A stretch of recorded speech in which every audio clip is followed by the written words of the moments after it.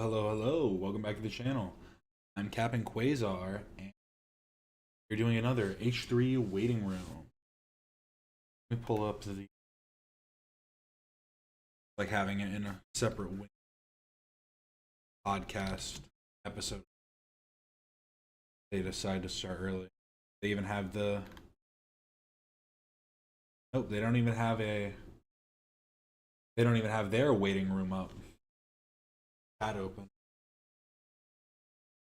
See when it happens. I'll give you a live report.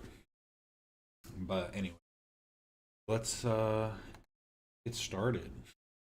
We're gonna start with Reddit and then move over back to YouTube, obviously. But the Reddit has a few things I'd like to talk about. I actually didn't look at the. Have there been any updates on Snark Reddit?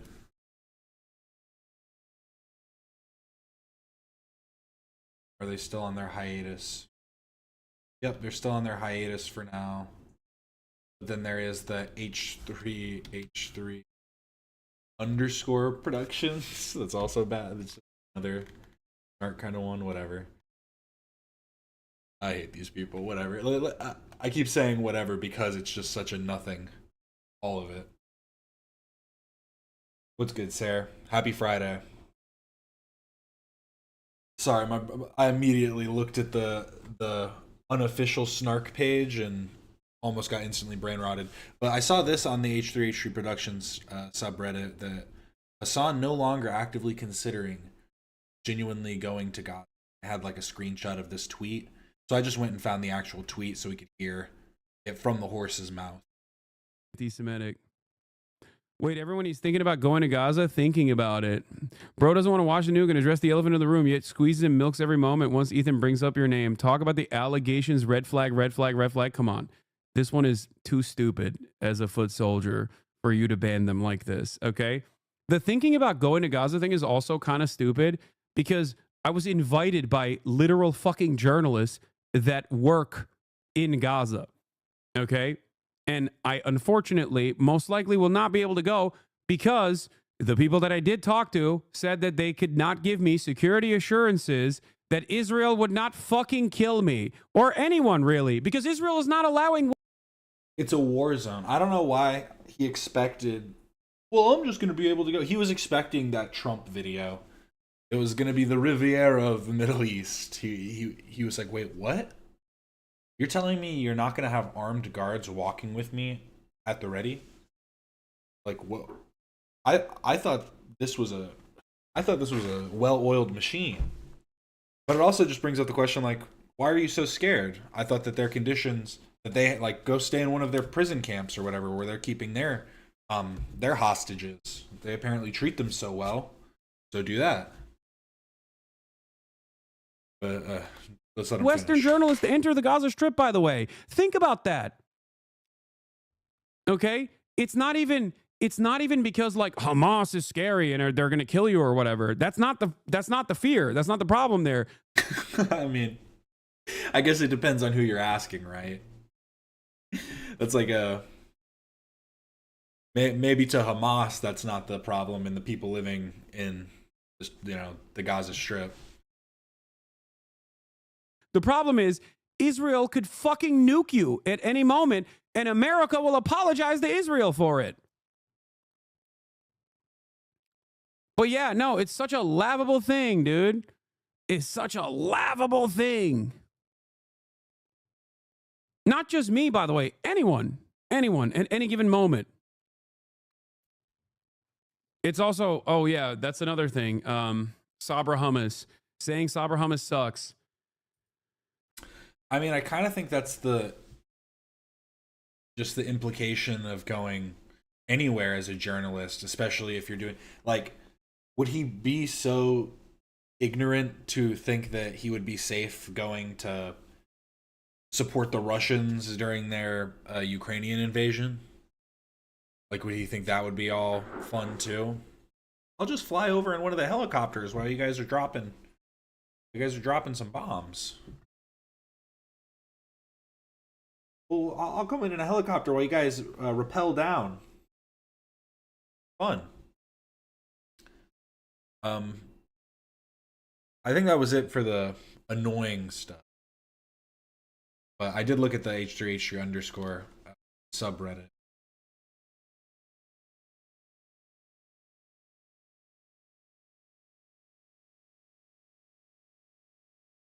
See, I'm confused as to what he means by this too. My presumption is that he could go. The way he's talking seems like he could go, but the reason he can't go is because they can't assure him that he will live if he comes. They're saying, "Hey, you're coming at a time when we are, things are very volatile. So if you're coming, you have to understand you might die." And he just went, "Meh, I'm not a true martyr. I don't believe in stuff that deeply." But to each their own. Because like realistically, I don't mean to be that guy where it's like, "Oh, you should die for what you believe in," but when you talk about it so vehemently and so aggressively and talk down on people for their beliefs, it seems kind of like a it shows you're kind of showing your ass when you're just going like, "Oh, but I won't be safe, so I'm not going to go." Well, what about all the other people that are there that aren't safe?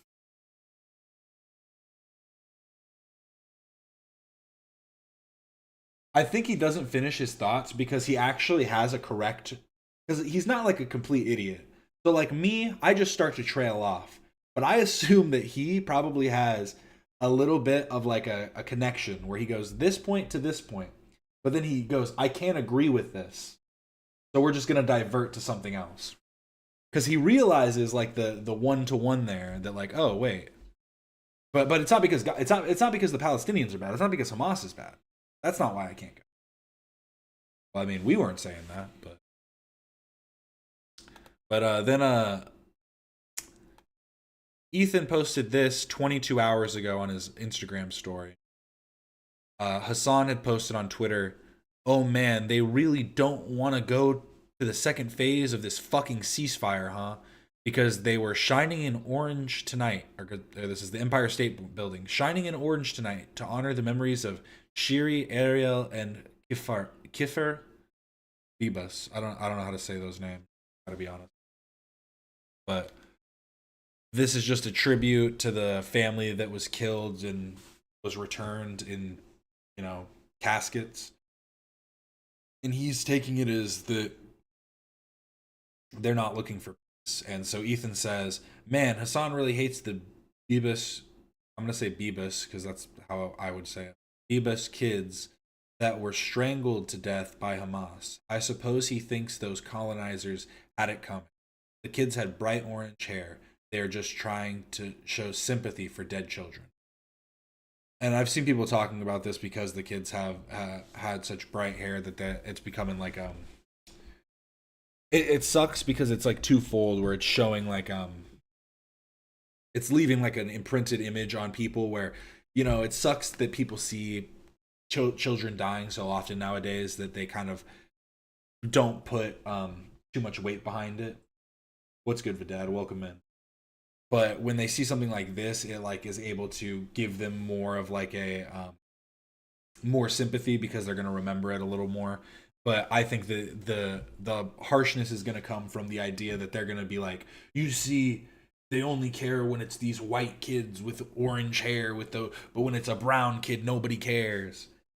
And it's just like, I don't think that it's nobody cares. It's just that like, yeah, when you have like a bunch of bodies laying out, nobody's wanting to look at it.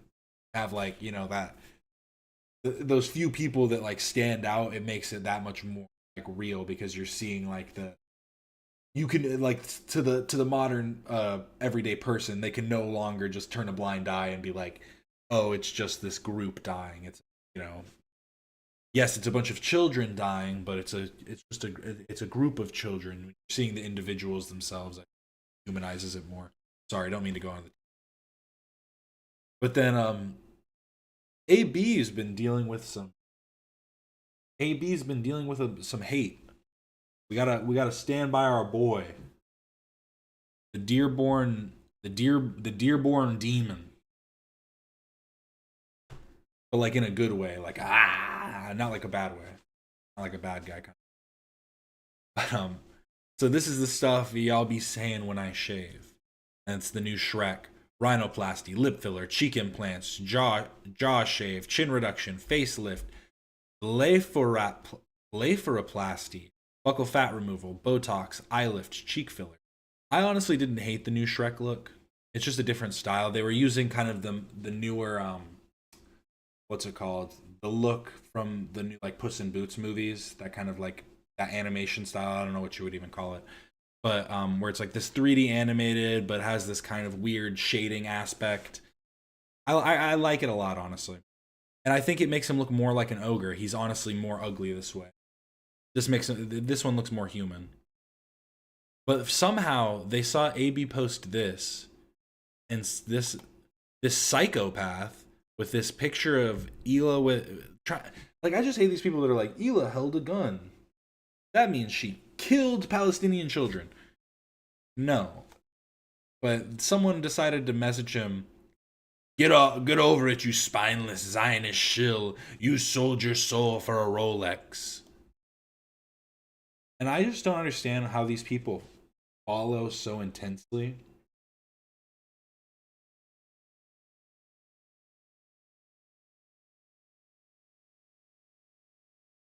See, everyone's plagued by the Shrek. Everyone thinks of the old Shrek. They think of human Shrek. Everyone knows human Shrek was hot. Don't let that corrupt your mind from seeing the tiny ass skull that the original Shrek had.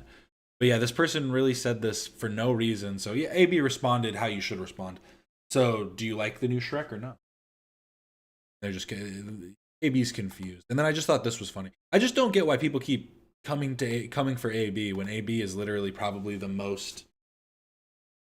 He is the one that honestly is the pushback for Ethan on most of his takes when it comes to like this whole conflict.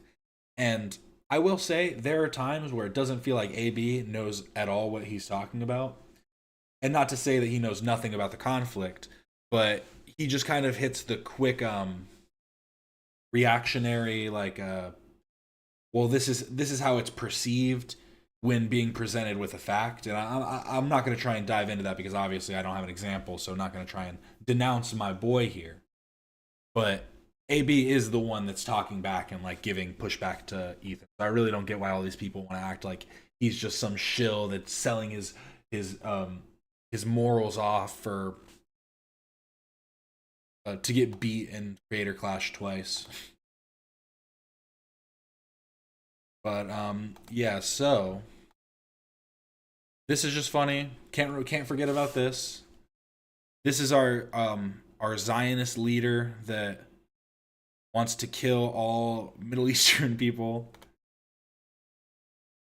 I don't, that sounds stupid because it's like, oh, don't try and minimize someone based on a goofy thing they did, but come on now. This is a man of the people. I think people did forget about this too quickly. It's a good look.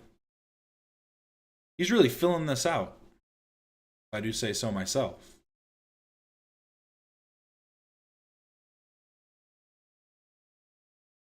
If you want to talk about filling stuff out, here's Mike from PA. This honestly concerned me. I think Mike from PA might be losing it. Oh, it's muted. Perfect. What is the obsession with Ethan Klein? Jesus H. Christ. It's the other way around. Bro. You have to understand something about H3H3 and Ethan Klein in general. Is that if he could, he would have us killed. And if you think I'm exaggerating, you're not. I'm not. That part right there. If you think I'm exaggerating, you're not. I'm not. It was like his brain's misfiring. He doesn't know what he's thinking anymore. If he could, he would have us killed. And if you think I'm exaggerating, you're not. I'm not. He's an unhinged freak. And he blames us for his career, and he blames us for that.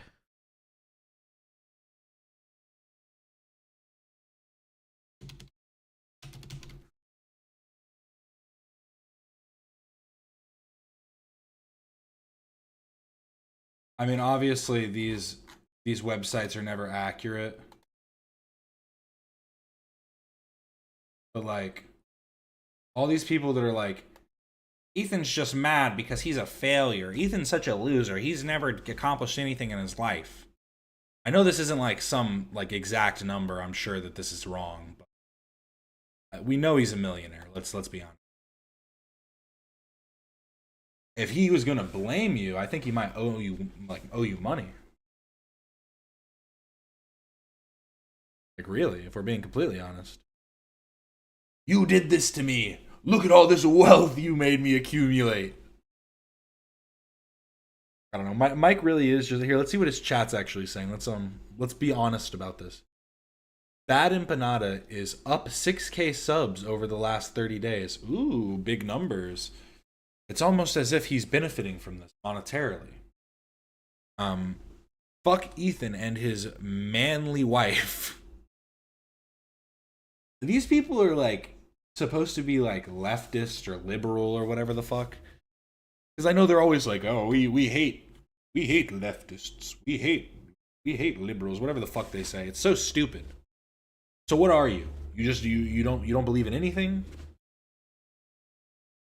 Because this is just such a misogynistic thing to say.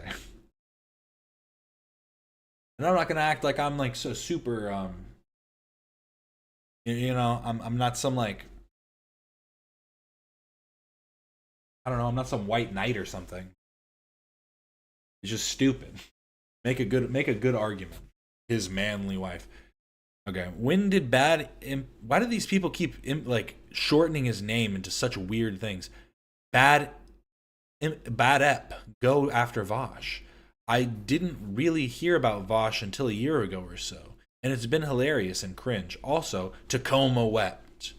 We want to see his downfall. Shut up, chat. I kept hearing bad stuff about Bad and Panama's drama takes or something. Probably from Hassan. Because from what I've heard is Bad Empanada just doesn't like people watching his videos, but now...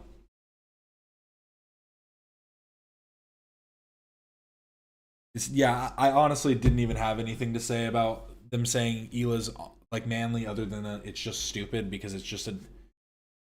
like, there are traits that make somebody manly. Having broad shoulders, having a strong chin and a big, a sharp jaw. A protruding brow a little bit, having like she doesn't have any of those things. I guess it shows how, now here's my chauvinist coming, here's my misogyny coming out. It shows how effeminate these guys must look. But anyways, Harley got banned from r/YouTube drama. Harley said, I got banned from a subreddit for the first time ever. r/YouTube drama. So, someone was misinformed about a part of my life, and I corrected them in a polite and neutral, informative manner, and instantly got banned. Never had this happen before. Very suspect. And I was really wondering if this was the thing he was trying to, like, inform people on. I wonder if they were posting this and he was just like, no, I didn't realize it was bad. Because I heard him talk about this at one point. He's Shaq. He's supposed to be Shaq. He was trying to do a Shaq costume.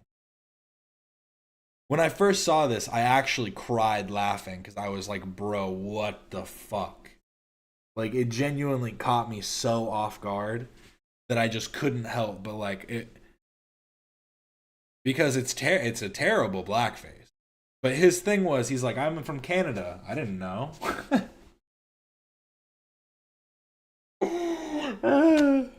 He's like, I didn't know. How was I supposed to know?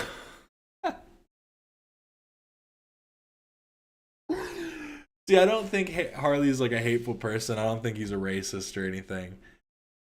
But damn, bro. They kind of got you there.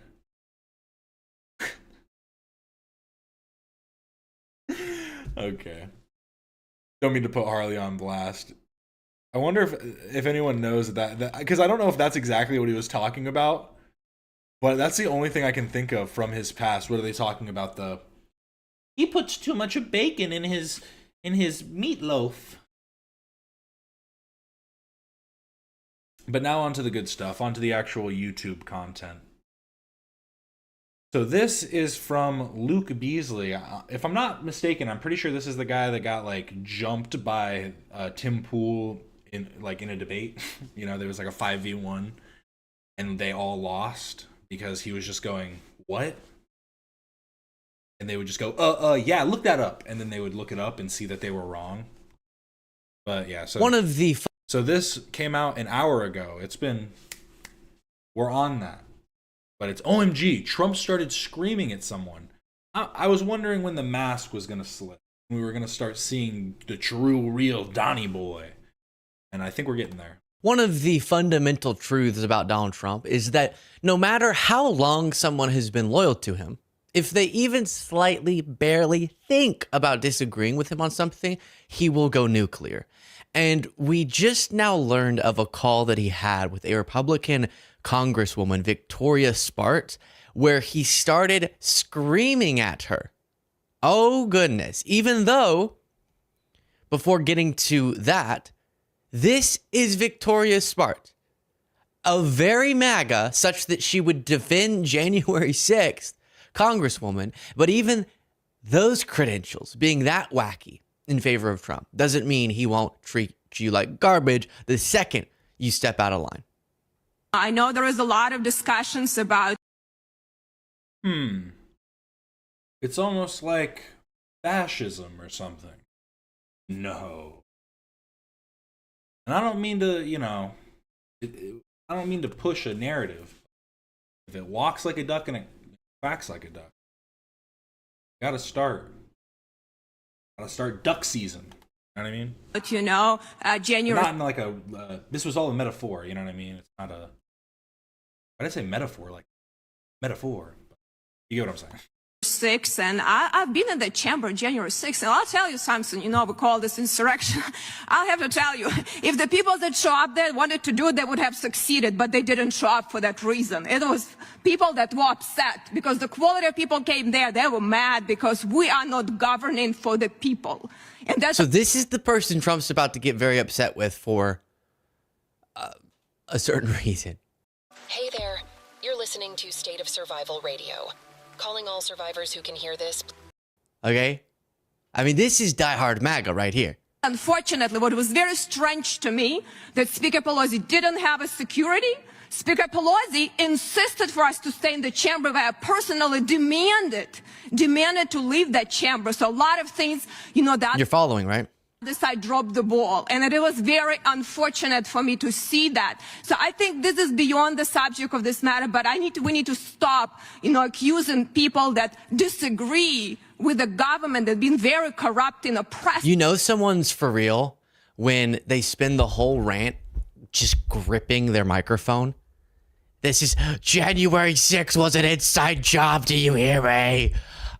She has not let go that whole rant of her microphone. Okay, so that's Victoria Spartz. Delightful. And whole lot of yapping, but get it.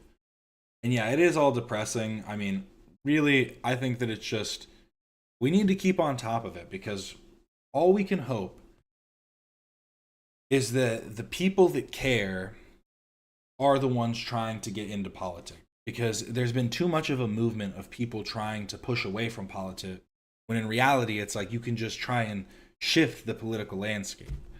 You can try and pull from both sides to create something a little more cohesive. Because right now, it's just all divide and conquer. That's all anybody wants. You must unite. Hard. It is. she dared to say, hey, this Republican House budget, it goes against a lot of what we were saying we were going to do. And so I don't think I'm going to support it. And now we're learning that what got her to support it, because she did end up voting for it, the big tax cuts for the rich bill and the threats against Medicaid, which we'll talk about, Trump called her and was very angry. Trump called GOP Representative, Mediaite reports, who was firm no on House budget, fuming and screaming to change her vote. And if we jump to this, I think it was from Slate, but here's the excerpt. Representative Victoria Spartz, among the more chaotic and least predictable Republicans. I love seeing how written outlets will attempt to summarize somebody. Victoria Spartz, among the more chaotic and least predictable Republicans, they're doing their best to summarize her history, had been a firm no on the House GOP budget framework last night when she received a phone call from Donald Trump. He was fuming. In tandem with two colleagues, the Indiana Congresswoman had forced the conference to hold off voting on Speaker Mike Johnson's blueprint for Trump's tax and spending agenda. So this was when it seemed like maybe this wasn't going to pass. And there was some excitement around that. They just didn't have the numbers to pass it without her. Spartz, sitting in the Republican cloakroom, took the call, and others could clearly hear the president's voice screaming out of the speaker. By the way, excuse me, what is Trump? I honestly feel like I know it's like, oh, that would be a national security threat, but all like calls between politicians should be recorded for security's sake. Should be stored in some federal agency. Because, I mean, I was thinking about this the other day. Realistically, what is the issue with like TikTok or another like app stealing my data? My data shouldn't matter. Like, what are they going to steal from me? They're going to start a business under my name in China? I don't care. It's not going to affect me. If they try and extradite me, it would obviously come out that I was, had my identity stolen. Anyways, I feel like the politicians should definitely have all their stuff tapped by the government because, hey, if you want to be playing the game, you got to be playing it fair. And to be yelling at your colleagues, even if you are above them in some regard, yelling at your colleagues over the phone should never be allowed. It should definitely be like reprimanded. You should be reprimanded in some way for this. Trump screaming sound like? Victoria, you're ruining my life. I can't imagine that. Took the call, and others could clearly hear the president's voice screaming out of the speaker. She was a fake Republican, derailing his agenda, he yelled. He was the president, he reminded her. Spartz acquiesced, and Republican leaders called the vote again. And then Johnson said to her, like a complete spineless fool, he said, "You know what you have to do." Ominous, patting her on the back as she walked out of the cloakroom and onto the House floor. This reminds me on January 6th when Liz Cheney heard a Republican congressman as they were signing the dispute of the electoral numbers to perpetuate the idea that the election was stolen. And a Republican was heard saying, "The things we do for Orange Jesus." So Mike Johnson there is going, "Sorry, he screamed at you, so now you have to listen." Or you could stand up on principle, but they've forgotten about that. Patting her on the back as she walked out of the cloakroom and onto the House floor. Spartz posted that she changed her vote because Trump had committed to save healthcare by passing a bill that seeks to gut it. Very interesting. Soon after, the blueprint passed with Kentucky Libertarian Thomas. And this is the part that makes me the most mad about all the all the MAGA heads, all the Trumples, all these little Trump lovers. Give them a night. We'll say it nicely. Is anytime you ask them, well, why do you like this? What is this, like, the positive outcome from this? They always just say, Trump said he's committed. Trump claimed that he cares about this. As if that means anything in regards to his action. Like, we can say a lot of things. Like, I saw unicorns yesterday. It doesn't mean unicorns are real. We can't just take someone, like, purely on their word when you're literally seeing and actively against the things that they're doing. And that's where it takes some cajones. You got to be strong. You got to really stand up against the tyrants. Massey as the lone Republican holdout. Representative Warren Davidson, also initially a no over an unrelated spending guarantee, relented after receiving a Trump call of his own. "Warren, you're such an idiot, Warren." You see the report here. Others in the cloakroom could clearly hear the president's voice screaming out of the speaker, going through what we had just reviewed. And before she switched her vote, she was posting this. This is where the House budget instructions are, making deficit even worse, not even trying to look for $1 trillion hidden in automatic spending. So she was very much against it. Then, and this is a particularly ridiculous part of her explanation, she goes, oh no, I didn't change my vote because Trump screamed at me and scared me.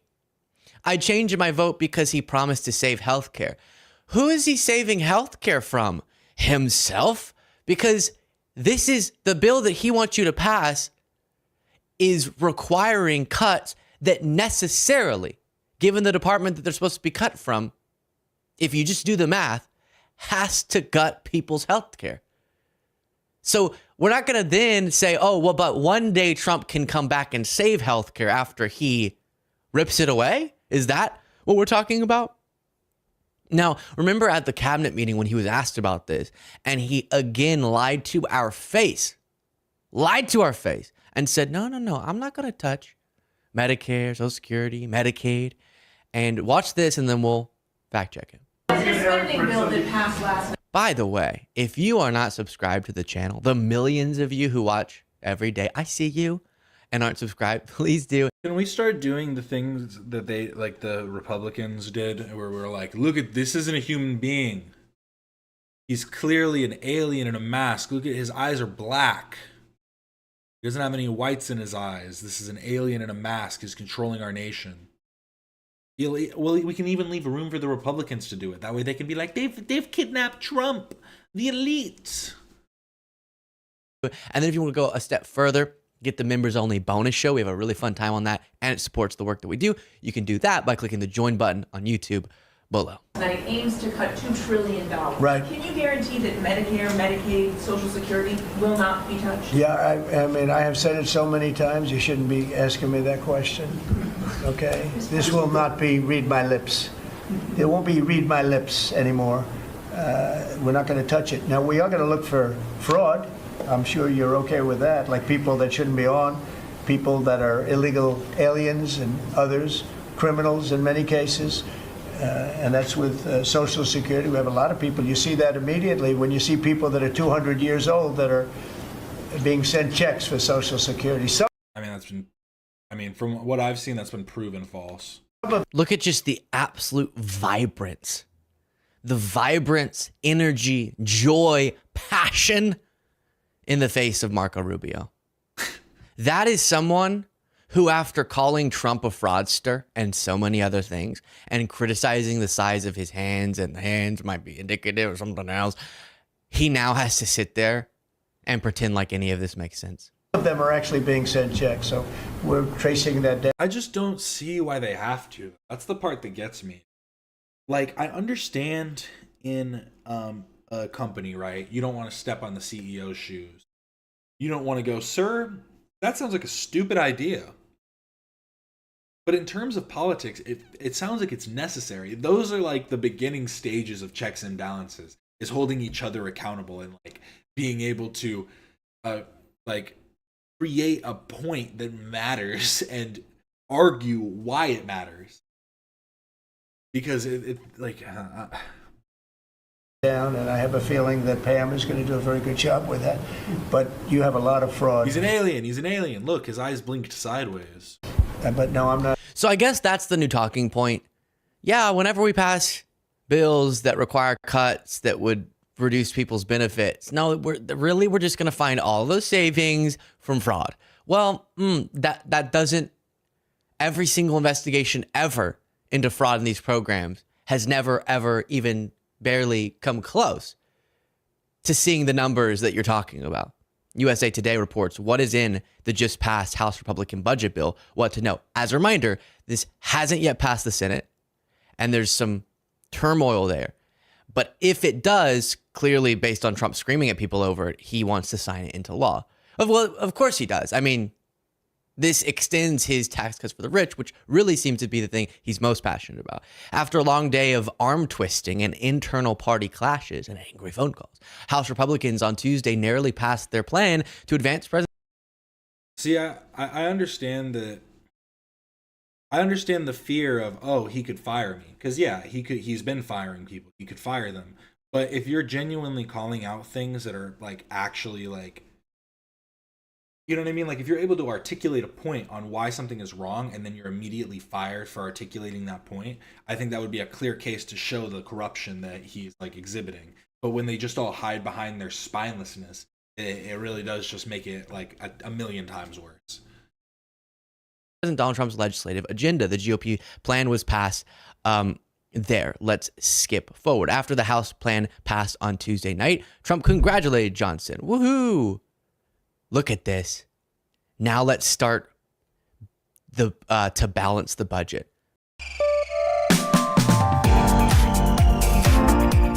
Why do we need... Wait. You're saying you want to balance the budget when you just pass something that adds trillions to the deficit? The House's plan would set up a massive reconciliation bill that would extend Trump's 2017 tax cuts and implement new ones at a cost of $4.5 trillion over the next decade. It would also allocate $300 billion for spending on defense and border security, raise the debt ceiling by $4 trillion over 2 years, and add almost $3 trillion to the federal deficit over 10 years. So the way that we balance the budget is making it less balanced. Does that make sense? We're going to balance it from the perspective of imbalance. We're going to move ourselves in a more balanced direction, but backwards. The budget blueprint would also direct multiple committees to cut billions of dollars, including, and this is the key part, $880 billion in cuts spearheaded by the Energy and Commerce Committee. Because Trump has ruled out cuts to Medicare and Social Security, budget experts say that may necessitate cuts to Medicaid, which is under that committee's jurisdiction. That figure in that being headed up by that committee for those departments, it is nearly necessary, required, and many Republicans have admitted this despite Trump disputing it, that it'll have to come out of Medicaid. You're not going to find $880 billion of fraud, okay? That's just not a thing. It's just not. It's not. And so over and over, they're looking right in our eyes and they're lying to us. Some of them aren't. Some of them have admitted, yeah, heck yeah, we're going to reduce funding to Medicaid. But many of them, as you saw there with Trump, lying. And this is what he's willing to fight so hard for. You're a fake Republican, Sparts. I hate you. You're so fake. He's willing to go to bat for something that would make our debt problem worse, which he said cutting benefits for us is necessary because of the debt, but now you're making it worse to the tune of $3 trillion? $3 trill, that's a lot, if you don't know. And then cutting people's benefits, so making the debt problem worse, cutting people's benefits, and... See, I find it, I try and always think of what the argument against it is going to be. And it's always like, I can think of the dumbest argument. The dumbest argument would be, over the course of 10 years, well, if they see that it's bad after 4, they can just end it. They can just end it after Trump's out of office. Because I've heard a lot of people saying that, where they're like, they almost, when you show them something bad, want to go, well, he'll be gone in 4 years anyways, right? So does it even matter? It's like, you're really going to fall back on that now? Come on. Cutting taxes. And yeah, more than just the rich, on paper, will have certain tax breaks. We're waiting for more specifics to come out on the exact plan here. But we know, based on the extensions of Trump's 2017 tax bill that we've analyzed, that of Trump's 2017 tax bill that we've thoroughly analyzed, that this would be disproportionately a shift of wealth towards the wealthy. If you think those 3 priorities make any sense, why are you watching this show? Share your thoughts in the comments. Yeah, I'm Dr. I'll just straight into the next. But yeah, very well put. Now we're back into the actual fun stuff. So this is from Documentary Forever. They haven't dropped a new video in a while. They're a great documentary channel that showcases all types of weird guys. And this is the Silverlake Spankologist. Yeah, I'm Dr. Don. I'm a spankologist, and I've been doing this for almost 40 years. And I am about to introduce this young man to a session. And what's your name? My name is Bryce. Well, Bryce, you're in for a wild ride. I see you have your toes positioned accordingly. You're ready. About an hour ago, I was bent over the waist of a 72-year-old, I believe, man wearing a doctor's coat. You believe man? I think it was a man. I mean, can't assume. Who used his hand as an implement of both healing and pain. So be comfortable. Okay. Well, it's a little... You see, you're in a position here, so you can hit. Yeah. Okay? He did most of the talking. We just kind of let him show us what he was all about. Stand over here. Now look at this. Now this is how you get access. I see. Yeah. You are touching. I do see that. Yeah. Okay. Yeah. I learned something. And I came there to learn. She was confused that he was touching her ass. You kind of reverse cowgirled him. You should have known this was coming when you came to the Spankologist. Yeah. Yeah. What, you I signed learned up? something. And I came there to learn. Here's a butthole here. And you're... Oh, you're directly smacking the butthole. Spanking actually cures people of high blood pressure. Because, see, your butt will talk to you. Yeah, I mean, they talk to me. The butts tell me what they can handle, what they can't. Gotcha. And I'm not a medical doctor, Well. but I specialize in this particular area. Really, you don't have an MD? Do you at least have a PhD? Or bachelor's? High school diploma? Anything? Job history? Area. This is not sexual. This is necessary.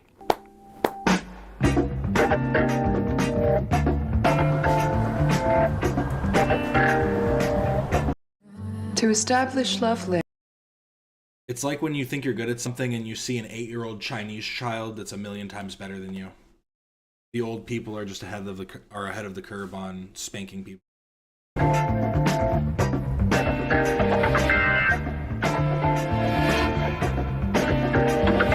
Dr. Don.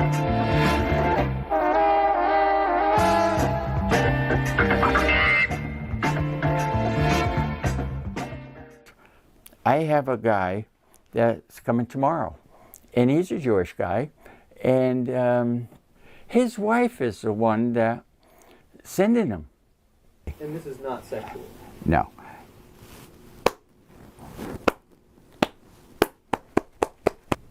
And so what sort of... It almost doesn't look like it's sexual for him. He's just like having fun. It's like not even, for him, he really isn't getting aroused at all. It's just like he has this weird fixation with the way that butt cheeks jiggle. release would I be looking for here? Stress and stuff like that. You know. No boner detected. He had no boner detected when he was spanking me. I was more surprised that he was interested in my ass at all. I don't think he's interested in it from a... I believe him. Yeah. She's got a good butt. I was about to say I believe him too. But I mean, he can, you know, this is a nuanced subject. He can be a guy who appreciates ass, but he's also a doctor. You know, it's like a straight gynecologist. He has to remember to focus on the craft. You know. I'm pretty open-minded as a person, but he does say completely out of pocket things that I do not agree with. Women have... Did he offer you those drinks? You might have wanted to avoid those, if I'm being completely honest. Say completely out of pocket things that I do not agree with. Women have childbearing hips. Hourglass figures. So it's almost like a saddlebag. I've never encountered that. Yeah. Did he say anything about my ass to you guys when I wasn't like listening? No.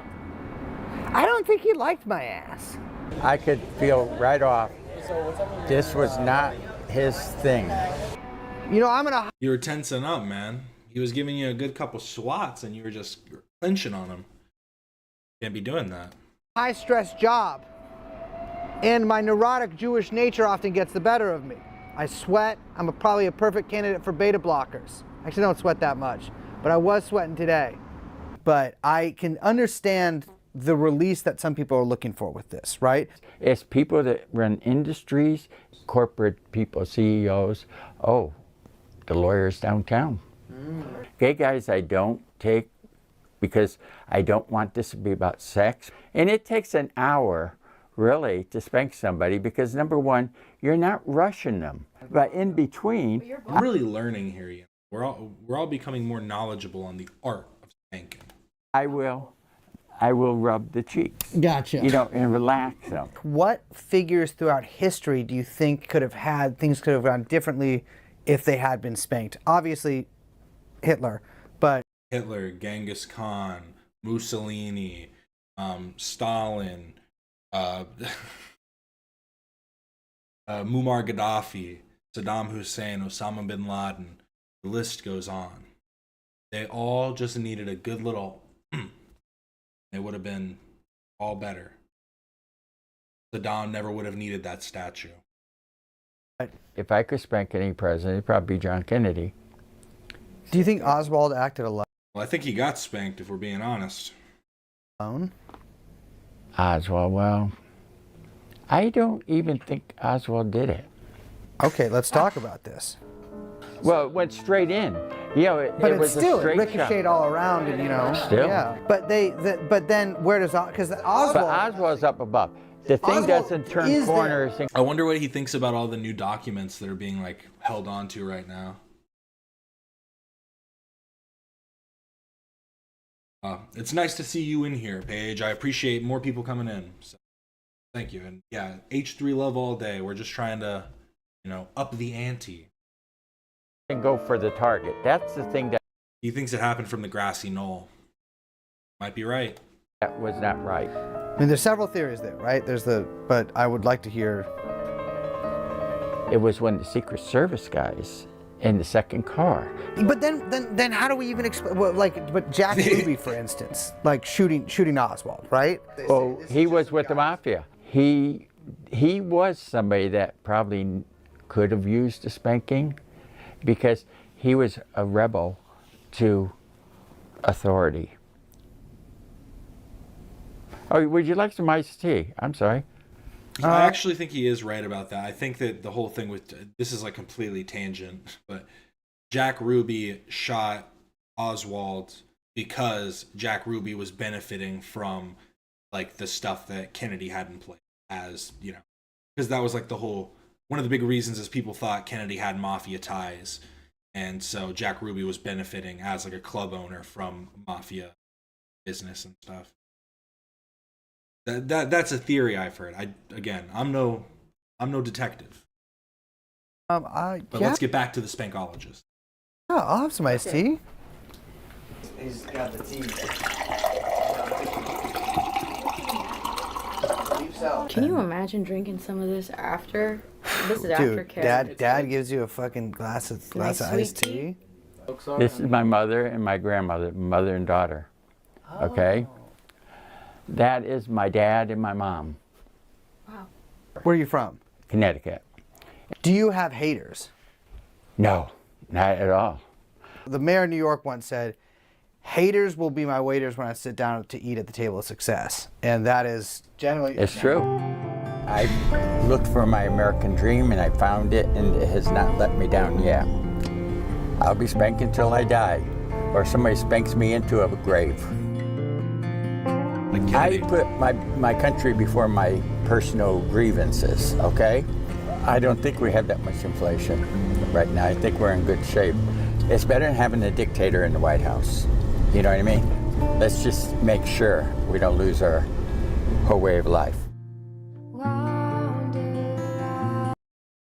Even the Spankologist knows. The American dream is something that was promised by our government, but never delivered. Basically because of obstacles of the people involved in it. Everybody had a different cause for themselves that they thought was more important than a dream. The Secret Service theory actually makes the most. Of course, it was a misfire. See, they heard Oswald shooting, but Oswald missed. So the Secret Service guy was fumbling with his gun, and he accidentally blew Kennedy's head off. Go look at the. I mean, well, did the guy have a deagle? Because his head got blown. But the ones that truly got the dream are the ones that prospered from it. Okay. I'm living the American dream, and I'm spanking my way to the top.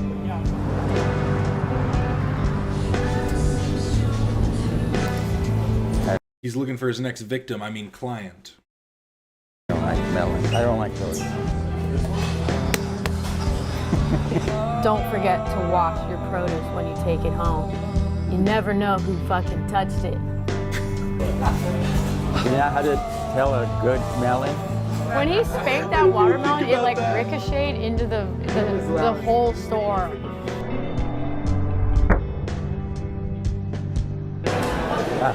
Yeah, I like a Haley Bieber smoothie. All right, for sure. Enjoy, yeah? Thank you. Yeah. Have a good day. You too. Thank you. Okay.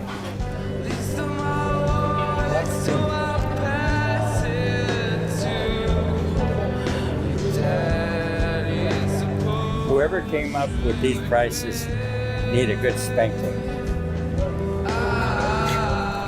Where's your other buddy? What's he up to? The Jewish guy? Yeah. He's in New York. New York. He came with a lot of padding on. I remember those corduroy pants. I gotta be honest, I'm really closed-minded, frankly. And I went in there and I was like, this is weird. But how do I feel? Well, I still feel stressed out. The guilt's still there? The guilt's still there. The pain's still there. But, you know, I think for me, I think that I don't think that my psychic torture can be lessened by any kind of physical pain. To me, it seems like getting hit and sexual pleasure are so far from each other. But it takes all kinds. 24-hour missionary type of fellow. Missionary? I'm not even hitting that because sex is violence. Read Andrea Dworkin. Exactly. True knowledge, true wisdom. Little tidbits here and there. While we watch this spankologist walk around.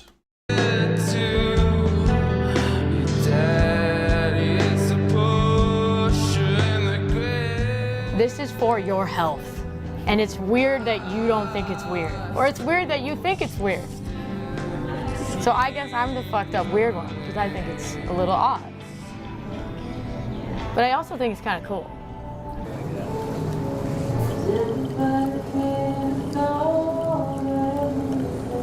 Thank you. Of course. Beautiful. Thank you so much. These are really nice too.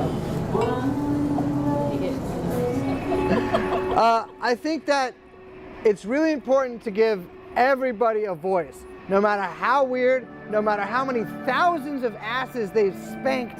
You know, the world is made up of, what, 6-7 billion people? 8 billion people now. I think it's like 8, yeah. And every day, most of those people, at least the ones that are still mobile, walk around with that ass in the air, unclenched, ready no to get palm spanked. touching. And what this documentary posits is, what if maybe someone was?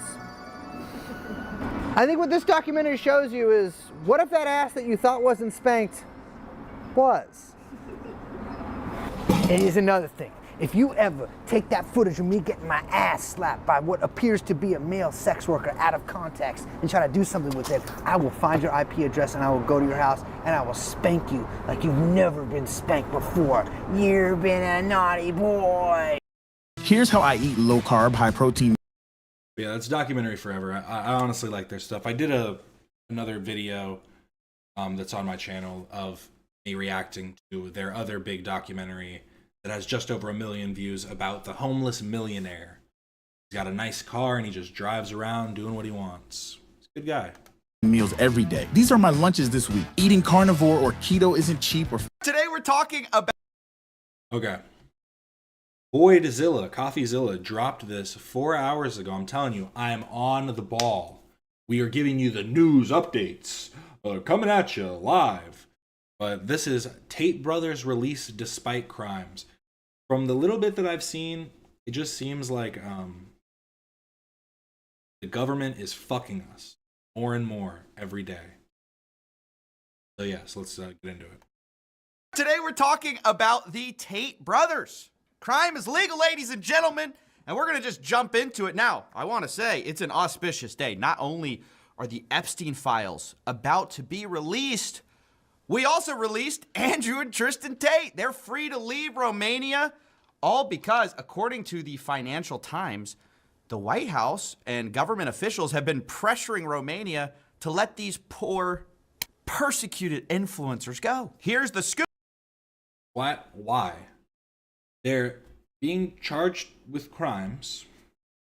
They have an open case in England or in the UK or whatever you want to call it. I don't know what the correct terminology is, but they have another case that's pending that they're supposed to be extradited to after this case is finished. So I'm like, I don't understand why America's even getting involved at all. Scoop from the Financial Times. The Tate's case was first brought up by U.S. officials in a phone call with the Romanian government last week, and then followed up by Trump's special envoy Richard Grenell when he met with the Romanian foreign minister. A fourth person said a request was made to return the brothers' passports and allow them to travel while they waited for court proceedings to conclude. Lo and behold, that's exactly what happened. A few days later, prosecutors said the travel ban has been lifted and the pair's U.S. passports had been returned to them. Does Barron Trump actually like the Tate brothers? Barron's an alpha? Isn't he just like sitting in his like dorm room playing like Call of Duty? Why is he in Hustlers University? His dad's already a millionaire. But investigations and his dad's daddy is a billionaire, richest man in the world. Investigations into their alleged crimes have not been dropped, and they're expected to return to Romania. Although questions remain whether that will actually happen. And also, presumably, he's gone now. Once he gets to America, he's not coming back to Romania, I wouldn't have thought.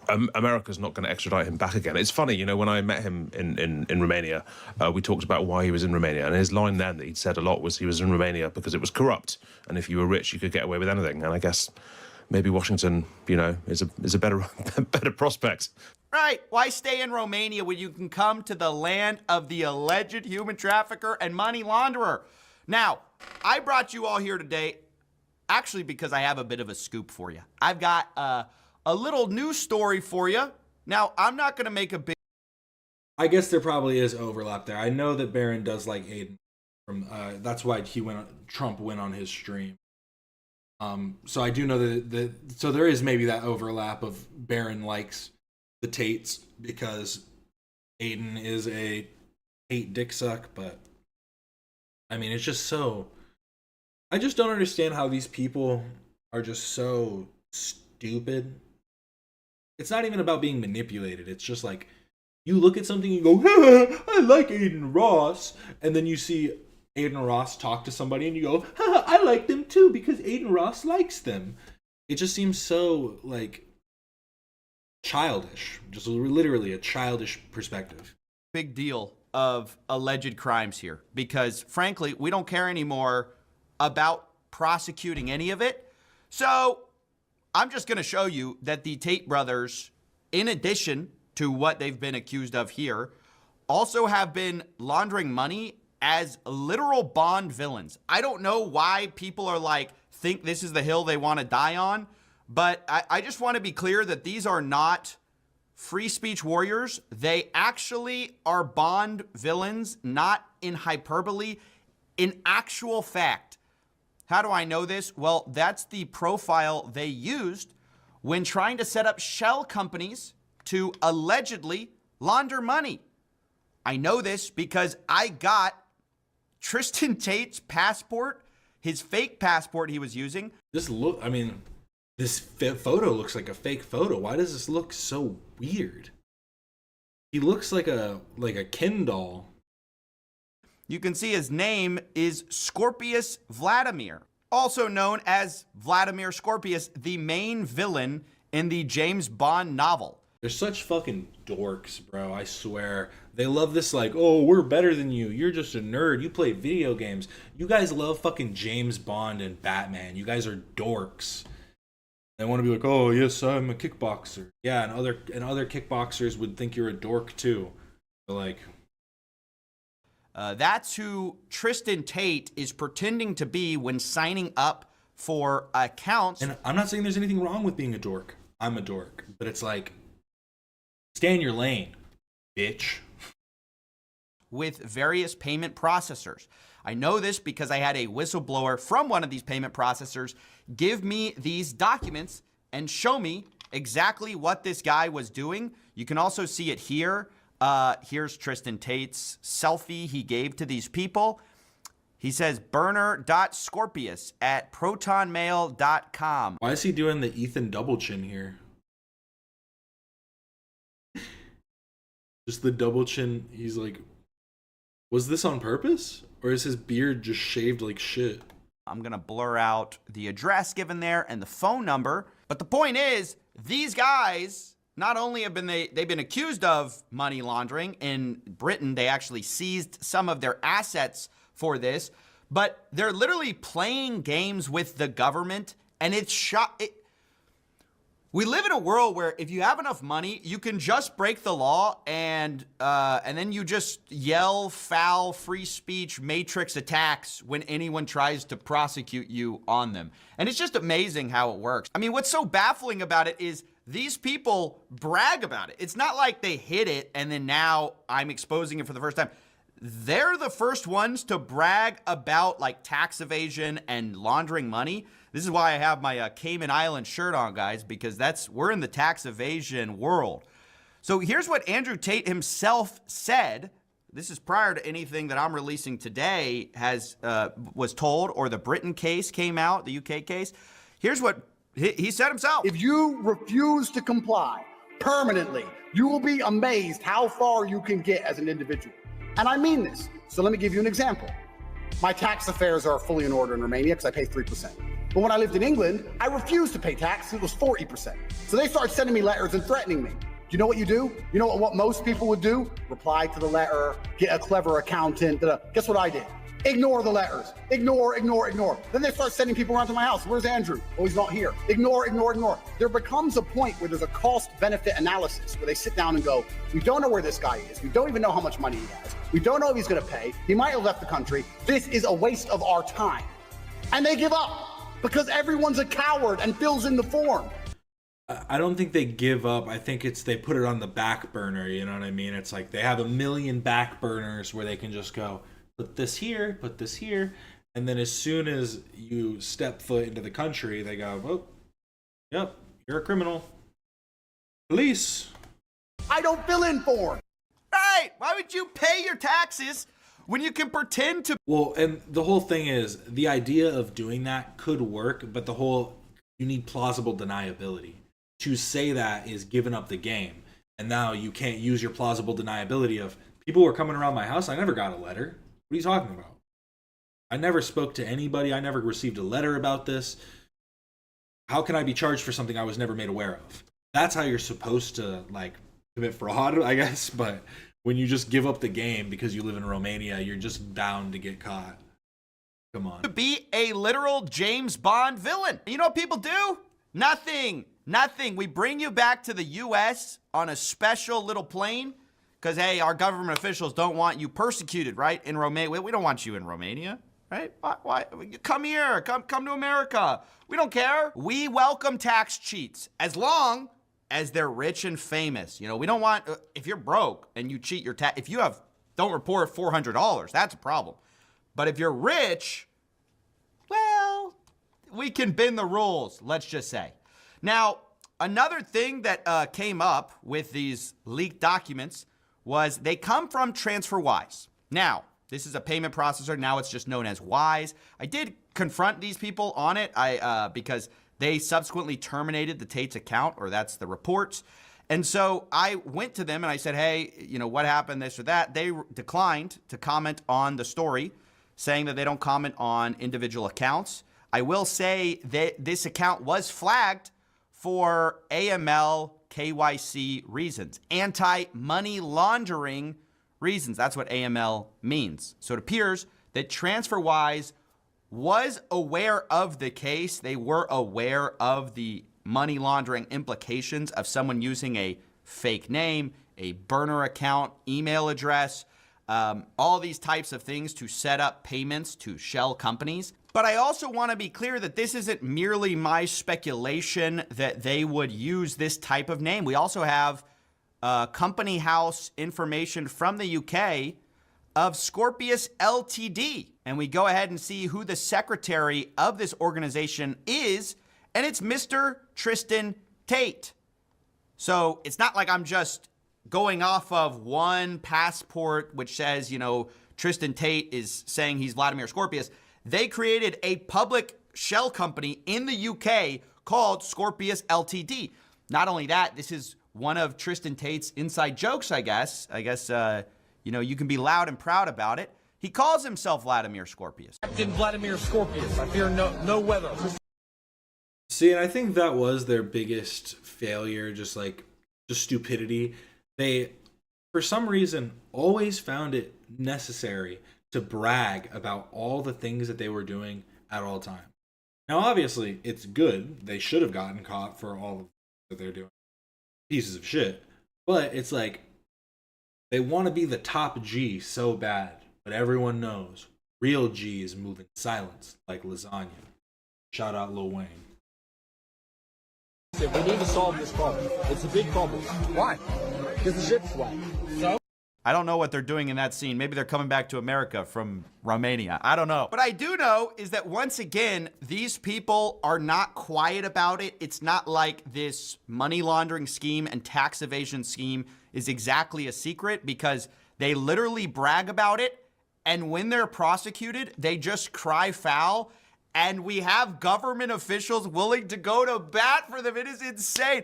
I just think it's funny. Look, nobody pining over the Epstein list can ever say anything again. I'm amazed by the overlap of people who go, and again, it's not the same things that they're accused of exactly.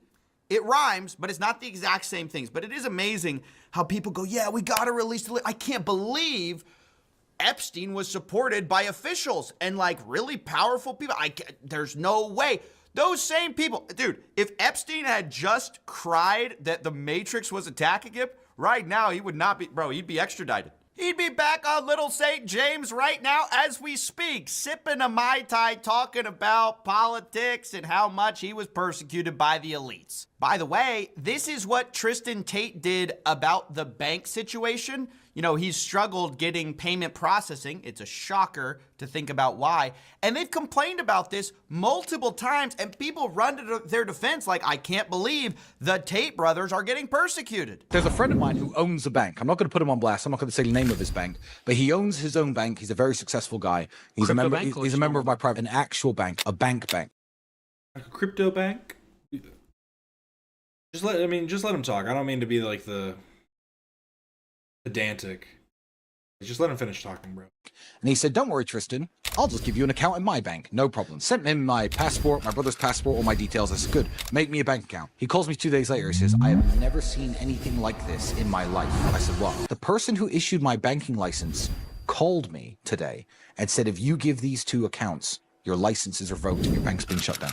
And I was like, wow. So if you don't believe in the Matrix, if you don't believe me and Andrew are under attack, if you think that we are just, I guess, suffering the consequences of our own actions and that we're criminals and there's no conspiracy against us. How come people are so deluded where they can believe this? Like, you have to have a severe level of cognitive dissonance to not understand that it's just like, well, that's the reason that it's true. It's like... It's like a dude having like a bunch of, like, you're hanging out with this guy and this guy's telling you like, yeah, man, police are always after me. They're always, thinking I'm up to something, I'm good and this and that. And then the police surround you with guns drawn. They're like, get on the ground, get on the ground. They arrest him. And as they're arresting him, he's like, you see, I told you. You see, they're always against me. But then the cops tell you, yeah, he just murdered 4 people before he came and met up with you. You just go, oh, yeah, I had no clue. But now I understand that because, the police here were probably my first sign that something isn't right. He was just talking about this, but... And yes, there can be levels of like, oh, they're trying to control you, whatever. But I mean, the rich are the ones in control, man. We already know this. Explain to me, please, why I can't have a bank anywhere in the world. Because you use fake passports calling yourself Vladimir Scorpius. It isn't a conspiracy. What are you talking? Oh, if you don't believe in the Matrix, explain to me why I'm not allowed to have launder money and not pay taxes. Really, guys? This is crazy. And all these people eat it up. Oh, they're getting persecuted. Meanwhile, you actually read the case against them, and they open up Scorpius Ltd, Goose Famoose, The Cannon Run, and they allegedly don't pay taxes according to UK police. All the while, by the way, actually they are opening up fake bank accounts. You see, respondents' brothers have continued to open up financial accounts in the UK using UK identification and holding out their address to be there for business revenues and to launder funds. We don't care about you missed a key part there. They were saying they were in Luton. In Luton, goddammit. And to launder funds. We don't care about victims. Just dress up in a nice suit. Just brag about what you did. Just be shameless, dude. And then at the end of it, you can just say, hey, they're attacking me. I'm a free speech man. And everybody flocks to your defense. So, look, I hope you enjoyed this little run through the world of crime. I mean, it's legal now. So I just think we should be honest about it. Let's stop pretending it's not exactly what it looks like. You can see it for yourself. I mean, they brag about it. They use literal Bond villain names. They're not even trying to hide it. So I'm just sick of the pretending. Look, we want Bond villains to be walking in America. Hey, that's fine. Just let's be honest about what we're doing.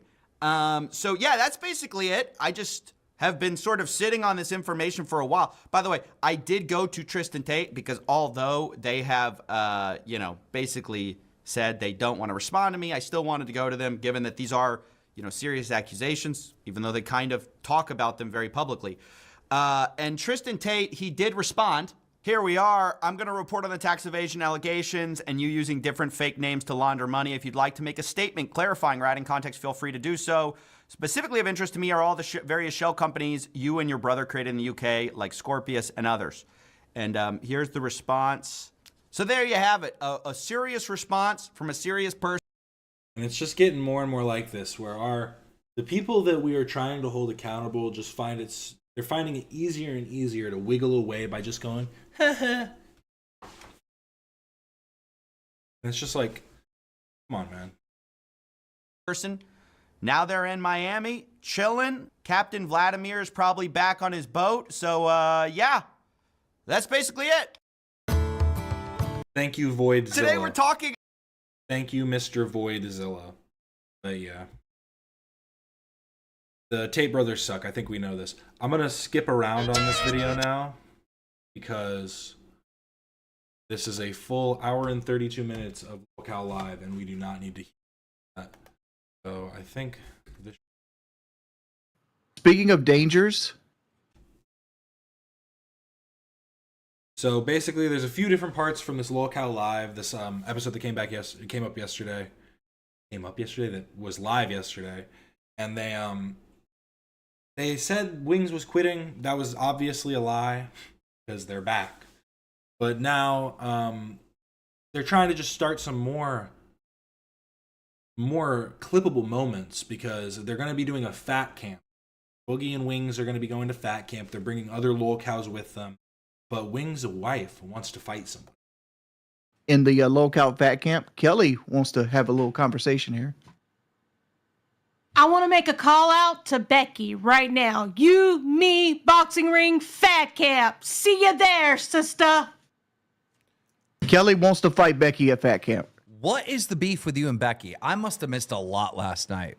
Because you're saying Brantley defended you against Becky. What happened? What?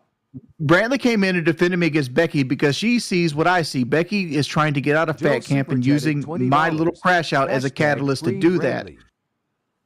Respond to the drowning. How could this possibly be true? Matthew, looking wonderful this evening. Now people are donating saying free Brantley as my Let's hope they don't change. I just need to pull this over real quick. Sorry. I'm just hoping they don't change this title. It'll be immortalized here. I hired a rabbi to destroy my Yeezys. H3 show number 116. That's a beautiful thing to see. Chick just crashed. I can't do anything to Becky because I'm not going to hit a woman. But Kelly can. What about with your truck? Would you hit a woman? But Wings is sicking his wife on this other lol cow named Kelly. With your truck? No. He might. Obviously, that's a joke. Obviously. I don't know, Keemstar. Didn't you once hit a bitch with your car? Get it? Killed a dog. I just got out of waiting, motherfuckers. What does that even mean? Apparently Becky wants to come in here. Whatever. Where is she? Becky, get in here. Becky, get in here. Bring Come this on. dumb fat bitch. Come on, Boogie. You can't be calling her that. You lied about cancer, and you also probably weigh a lot more than. She's boring now. How did she get so fucking boring so quick? Well, she got boring because she started smoking that weed. She's always smoked weed. The bitch smokes like a chimney. Why do you think she's so fat? Maybe her and Rich were made for. What's your excuse, Boogie? Well, I know what his excuse is. He just says all the abuse, so we don't need to get into that. Each other. Yeah. No, people actually like Becky when she's on weed. They say that she's tolerable.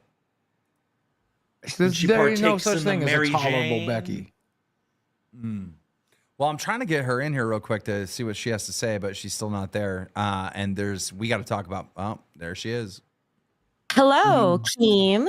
Your girl Brantley was out of control last night. I was streaming and the side chat starts popping off. That's somewhere in Discord that people were saying, fuck Becky and Tina. I'm like, what? No way. I look in the Discord. There's a fucking live on stage event with Brantley on the stage, and it's called Fuck Becky and Tina. Oh, so she didn't break Discord rules? Because Wings is saying she broke Discord rules. What? Now you're gonna say I'm talking her out of getting punished? No, she needs a spanking, Keem. Spanking? What do you want him to ground her? You fucking pervert. He already grounded her. What are you talking about? I already grounded her. Not looking good with this age gap narrative, Keem. You're not helping your case. I mean, seems like the kind of punishment she would understand. I don't know. I'm just saying she was out of control yesterday. Out of control. Just for saying fuck Becky? It was a whole on-air thing while we were on air, by the fucking way. As if it wasn't punishment enough that we were on at 12:30 in the morning. She had to go live too during that time? Really? You're not entitled to shit. Do you understand that? You eat our fucking scraps, you untalented bitch. You are entitled to no time slot. You're entitled to no audience. You have to fucking earn it. Zach needs to use that as a soundbite. You're entitled to fucking scraps, you. This is when people keep asking him to people keep asking Zach for sound bites. Untalented bitch. You are entitled to no time slot. You're entitled to no audience. You have to fucking earn it. Boogie gets so tilted. It's kind of insane. Yeah, by the way, our chat paid $140 all at once to kick Boogie out yesterday. Good. That's why I come on. So you can finally feed Tina, you fucking untalented bitch. Next $100 dono, we kick Becky. So, Becky, how was your show last night? It was fabulous. I was very high. I had a grand old time. They fucking nuked the server while we were live. Scared the shit out of me. Why did they do that? I don't know. All I know was I was in live on air and all of a sudden this screaming thing comes in the room. Scared the fuck out of me. I was very calm until then. Everyone had a reaction except for Tina because that girl's seen some shit in her life. What screaming thing? I sent you a clip of it. I sent you a clip. If you want. I'm literally just waiting for one part. This is consistently very hard to watch because a lot of this show is them talking about their other shows that they do. And I think that mainly all of their shows are just them talking. So it's all just like talking about them talking in other shows. But all I care about is Boogie, Wings, and Keemstar for this.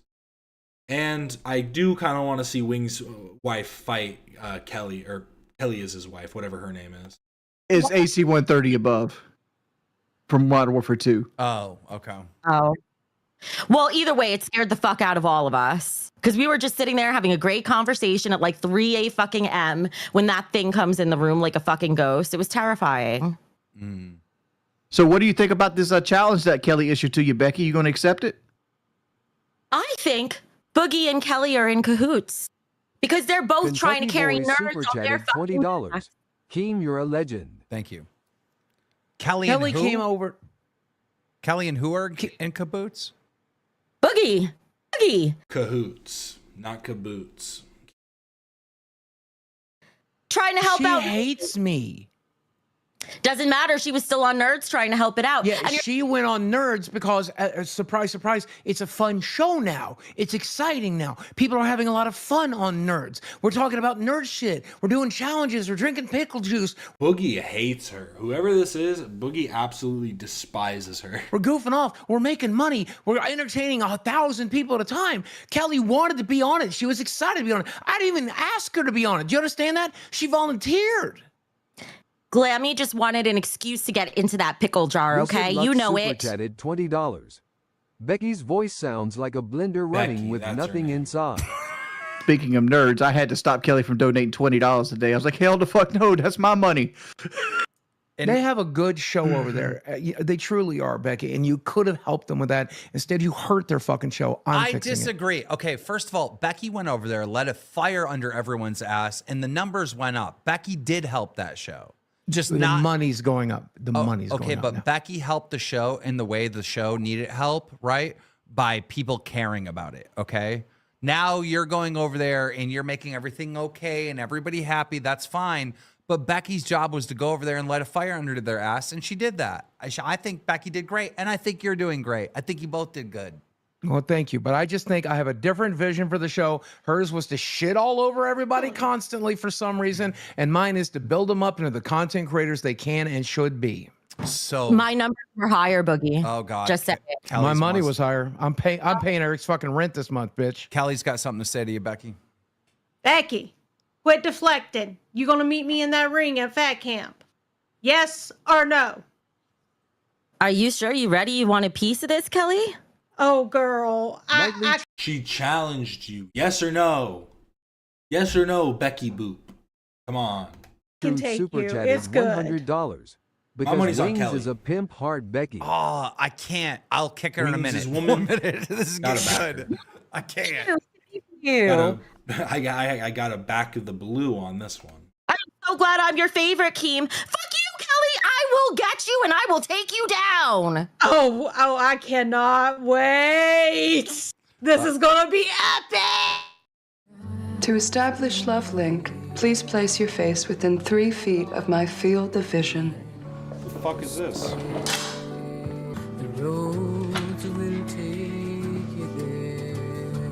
I got drawn in. Sorry. Oh, look at Keem's. Look at Boogie's face. Okay, Oh, Becky. they all got frozen. He's been kicked. Thank you for the $100 donation. Did everybody freeze? Is everyone frozen? Boogie, are you frozen? Yeah, well, everybody froze but me. For a That second. was the. Wait, Boogie wasn't actually frozen? Wait.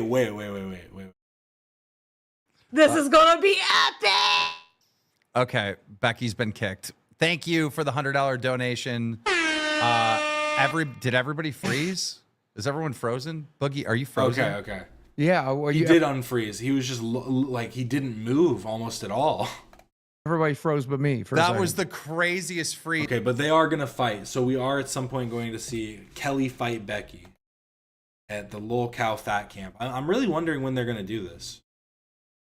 Is our guest show like? This was an interesting part that I think that Zach just needs to keep as a. He needs to cut this for a soundbite. This is important stuff. Friday is always our guest Grievous show. Demise super chatted $20. Boogie, what do you like? I like calling Grievous Demise a pervert, and I also like wieners. I hate looking at that 188. Can someone push us? That was it. He's just, I guess, until March 1st, he has to keep saying that he loves wieners. I don't know. There's probably a better soundbite of it, but I just saw that and I was like, what? Why did he say that? But here's some big news from the local.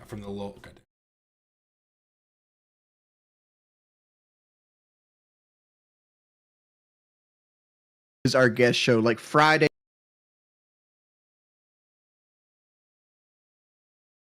This is big news from the locale universe. Yeah. You know, it's better than an hour and a half of nothing. I think now would be a good time to announce our, not our next interview, but an upcoming interview that I just landed right before we went on air today. You gonna announce that already? Oh, yes. Buckle in. You might want to sit down for this one. This is a big news coming from the Locale Live podcast. The biggest guest of all time. Ladies and gentlemen, on March 9th, we have the Joe Exotic from Tiger King coming on Locale Live. I can't wait to see Boogie interact with Joe Exotic. I am enthralled to see this. So, fun fact, I've actually met one of Joe Exotic's old tigers up in Eureka Springs. Oh, interesting. Yeah. Does that mean he just saw it at a zoo? Like, what does that actually mean? I have one there. Yeah, one of those old tigers. I wonder if I could get the other He said that like he went to its house and like it made him dinner. guy to interview. There's a guy that lives here in the Myrtle Beach Safari that was in Tiger King. Yeah, like he still lives right here in Socastee, South Carolina. Shout out to Nightly Truth, who has pushed us over the 200 members for this show. Thank you so much, and thank you, Jackson. But yeah, that's happening. We're actually having him on from jail. Yeah, he's on from jail. We're gonna have to load his fucking phone card up so we can get the time in to do the interview. Yeah. No, it's gonna be a good one. I want it to be like a platform for Joe, right? To plead his case on why Trump should pardon him. That's that. I don't know if he should get pardoned. Didn't he do some actual illegal stuff? Just because he's famous doesn't mean that he should just get out. That's my angle, right? But I and guess the same let him thing plead with his case. King Cobra. You know, I want it to be a platform for King Cobra to defend himself. You know, I don't want to do any of this gotcha shit. When I have a guest on, I'm not really trying to hit him with hard hitting. This ain't Drama Alert, bro. Gamers Asylum with a 10 gifted. I want to have like good fun interviews. Like there were moments in the Cobra where we're all having fun. We're talking about fucking spells and getting goddamn wands and shit. Like there were good happy moments. Not everything has to be a fucking gotcha. You know, oh, this person's coming on. We need to fucking murder them. Like, no, why? Right. You know, I just like, you know, You can't get guests that way either. Like if we come in here and just stomp everybody out that ever comes on the show, how are we going to get other locales on the show? Well, I don't think it's necessarily good. Like I was trying to tell Tech Talk, like I could get Billy Mitchell on their show, and they were like, we don't want him on, and then we don't bring up the cheating allegations. But it's like that's just so unreasonable, right? You don't have to bring up cheating allegations because there's millions and millions of views on YouTube talking about it, right? You could do an interview and just not even cover that, you know? I mean, there's that is true. I understand what he's saying because it's like if something's already been, you know, what's the point of beating a dead horse? But also when you don't cover something, even for like a second, all the comments are going to be is just, you guys really didn't ask Billy about his cheating.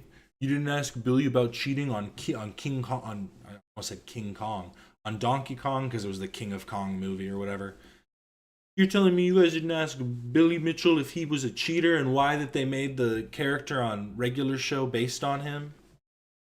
That's all the comments are going to be because it's just not going to be a good interview. Keemstar just wants to shoot the shit, which I can appreciate, but it doesn't make for a great interview. something I'd like to ask Billy Mitchell, like when is King of Kong It does make for some great clippable moments, though. That is true. 2 coming out? Because I know it's in the works. You know, that's what I'm saying. Like, not everything has to be, oh, we're going to toe to toe and let me destroy this person, right?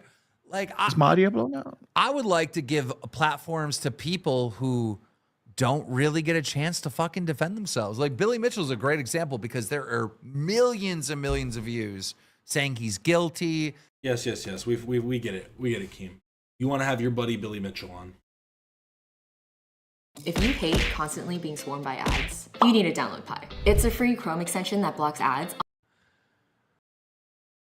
But yeah, I don't know. All right, we got to talk about this. I've been putting this off for way too long.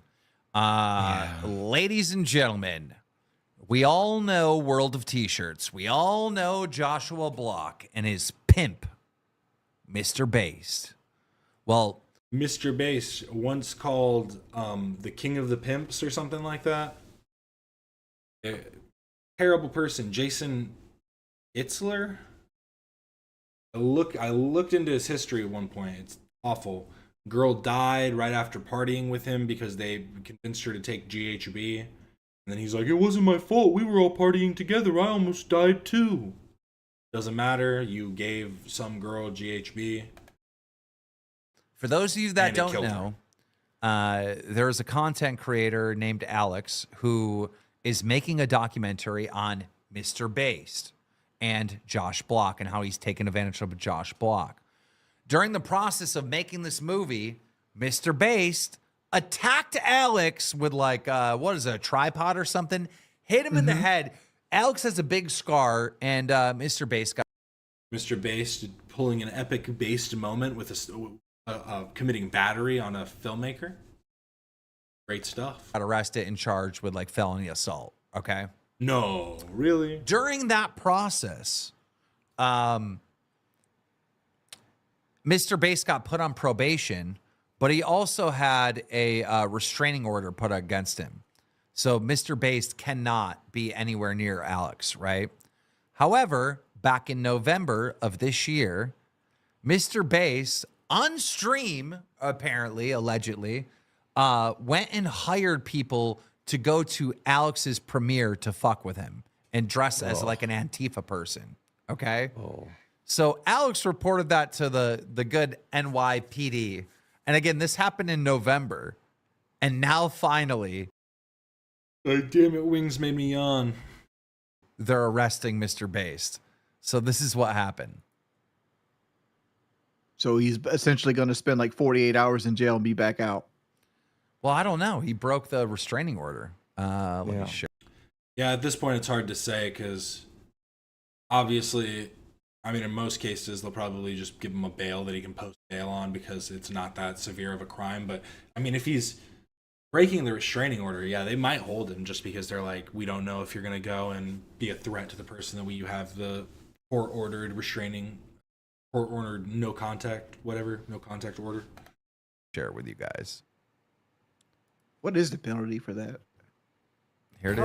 Depends. I think, if I remember correctly, if you break the restraining order, then your plea deal that you originally got, because he took a plea deal to get... I mean, that's how it works in most pleas, is if you break the deal, then your plea is gone and you're going to get charged with the original charges. Promotion or probation. Your plea deal gets thrown out the window, your probation's out the window, and you get retried on the original charges. I think that's what happens, but we'll continue. Are you looking for Josh Block? Oh my God. What's going on? There, John's behind your back. Are you serious? Yeah. Why? Why? I'm getting arrested. Why am I arrested? You have an investigation caught out in Brooklyn. Yep.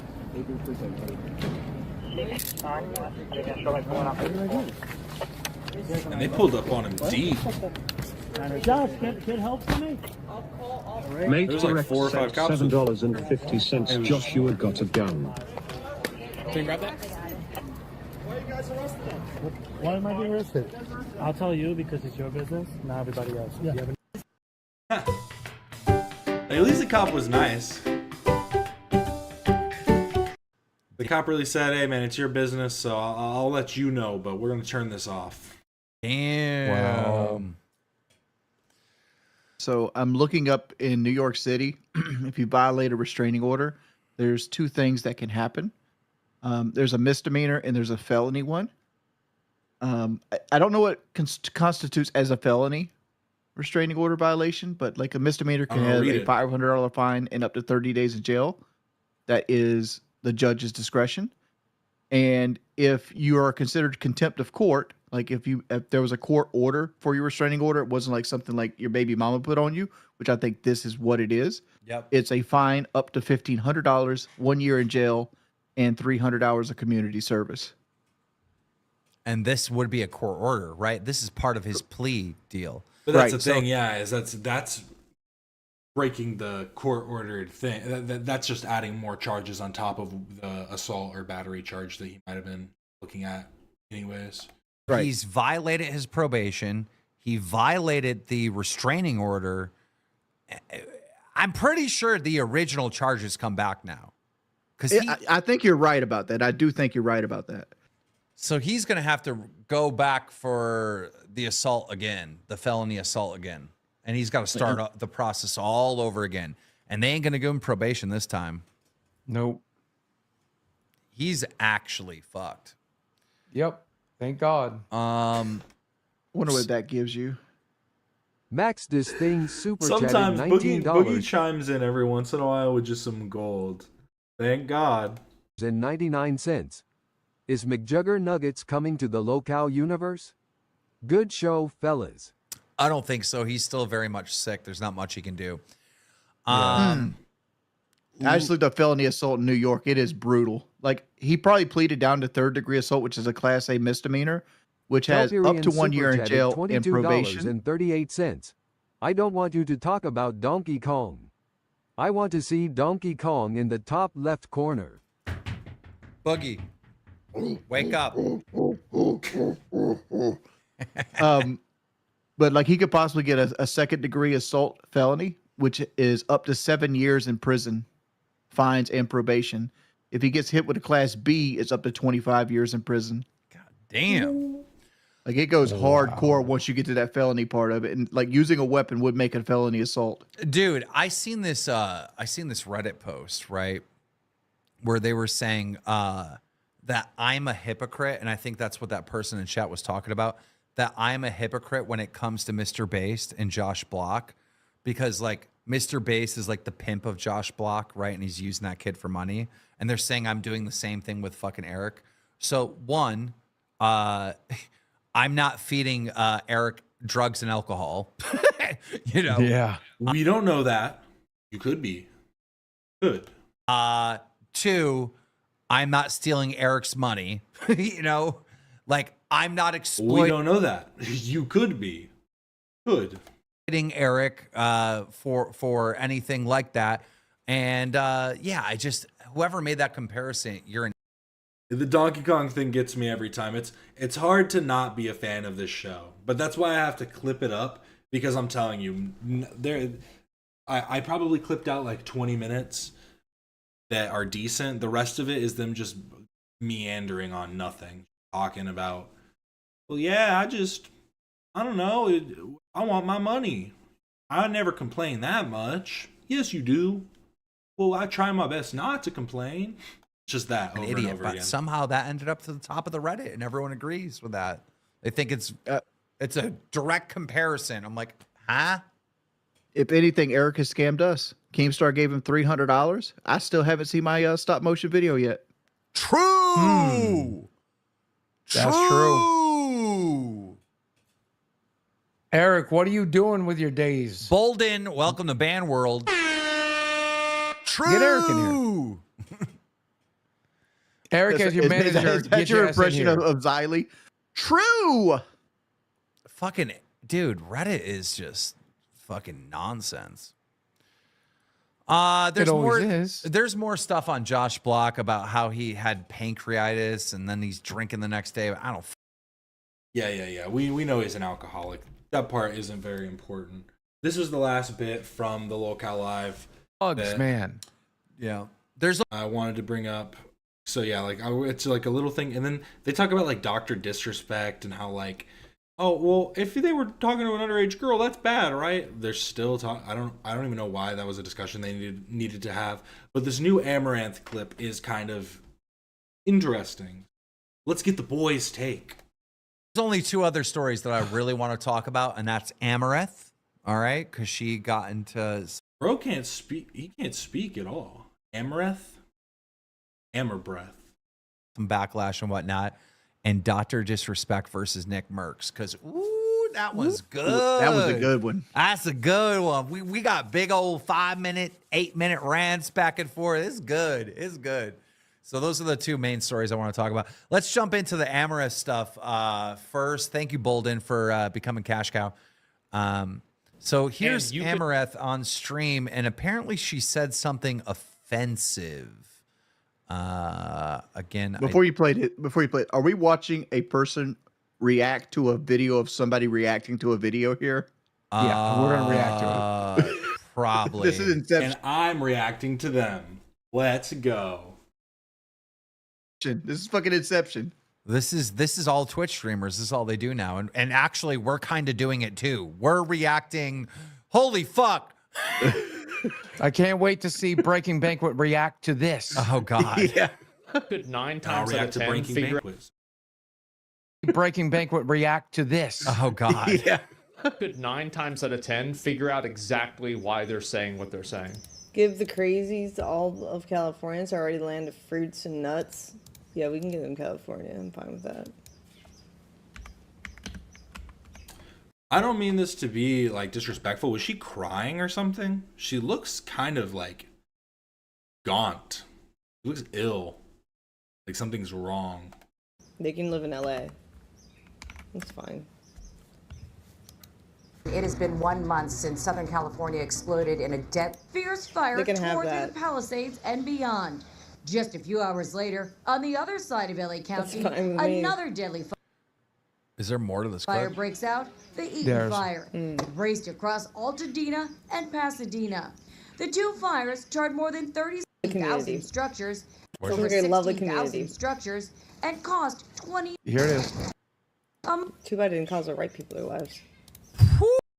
Too bad it didn't cost the right people their lives. I mean, it's just so funny when you hear people say stuff like this, because it's like, you know, you're just saying this out of some kind of like weird anger, right? Like, it's just so weird when people try and say things like, oh, we're like, oh, they deserve this. We need it. It's just like, do you not see that you're not like espousing an ideology or literally trying to like denigrate a people? You're trying to denigrate a group and like make them seem like they're bad rather than their ideas being bad. Like, nobody thinks that they're a villain. Nobody thinks that they're the bad guy. It's all like circumstantial based on the actual like evidence that's presented. But just to say, I don't know. She looks like she was crying. Maybe she was having a bad day, but that was just a weird fucked up thing to say. And clearly she was talking about all the fruits and nuts based on her reading comment from chat. Ooh. Too bad it didn't cause the right people their lives. Yeah. Her implication here is that the LGBTQ should have burned up in that fire. So here's the thing. It's made Wings cry. Oh my God, he cared about this so deeply. BTQ should have burned up in that fire. So here's the thing. All right. What's the thing, Keith? This goes mega viral, 12 million views on Twitter. All right, this clip. And then we have Amaranth herself responding to the situation after getting some backlash. And Boogie, you want to go ahead and read that one? Let's see. I guess I'm not allowed to question the behavior of activists who threaten to incite violence against their own community without being accused of hating the group affiliation they happen to belong to. But that's not what you did. You said that they should have died in the fires. That's not questioning the behavior of activists. And that was my point, is if you want to say that you're just trying to hold people accountable and you're just trying to this and that, you can't do it while you can't do that with one hand while with the other hand smacking people in the face, and like, you know, it just doesn't make any sense. Then again, I also don't assume the actions of a specific few are indicative of the whole. But well, you kind of did based on your statement. And again, it's like, oh, it was a 12-hour stream I did. Well, too bad we only saw the little clip, right? Really is hard because you got to kind of preface everything you say at this point. thanks for making me trend. What? I read that. I'm not entirely sure I follow it. Yeah. What? So basically, go back to word that. salad. Go back to the, what the fuck is happening on that video, bud? Like, who left their house thinking, like, yeah, this is cute? Like, look at this shit. He has it. And then they just kind of are transphobic to this person, which is a reason why we can't be fans of the podcast if we're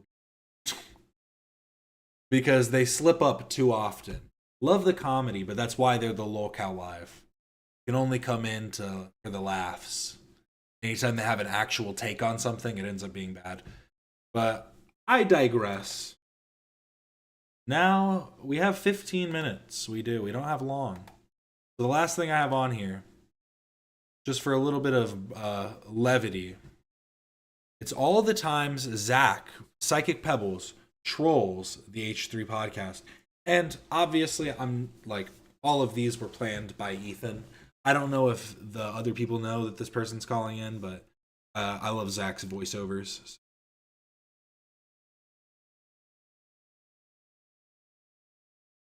Skip to 45 seconds.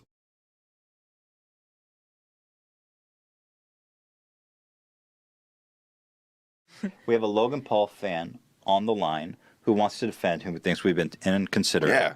So in the spirit of fairness, and I just hearing that was Eric from Comment Etiquette. All sides, I want to bring Jordan here so that he can basically argue, and Jack. on Logan's side. So, All right. Jack's film's here too. Jordan, are you with us? Listen, hello.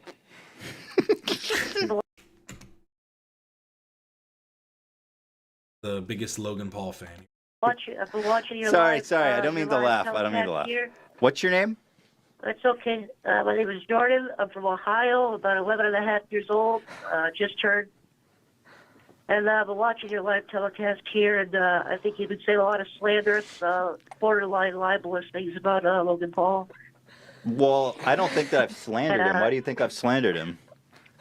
Well, hold on, you son of a bitch. I'm gonna Wait, hold on, Jordan. Wait. I did write a blog post where I slandered him really hard. Wait. Wait, you shut First of all, Jordan, that language is not appropriate. How old are you? Well, I don't give a fuck what you say. Say that. And I'm gonna tell you. I'm gonna give you a piece. And I'm gonna say something else right now. Because look at this.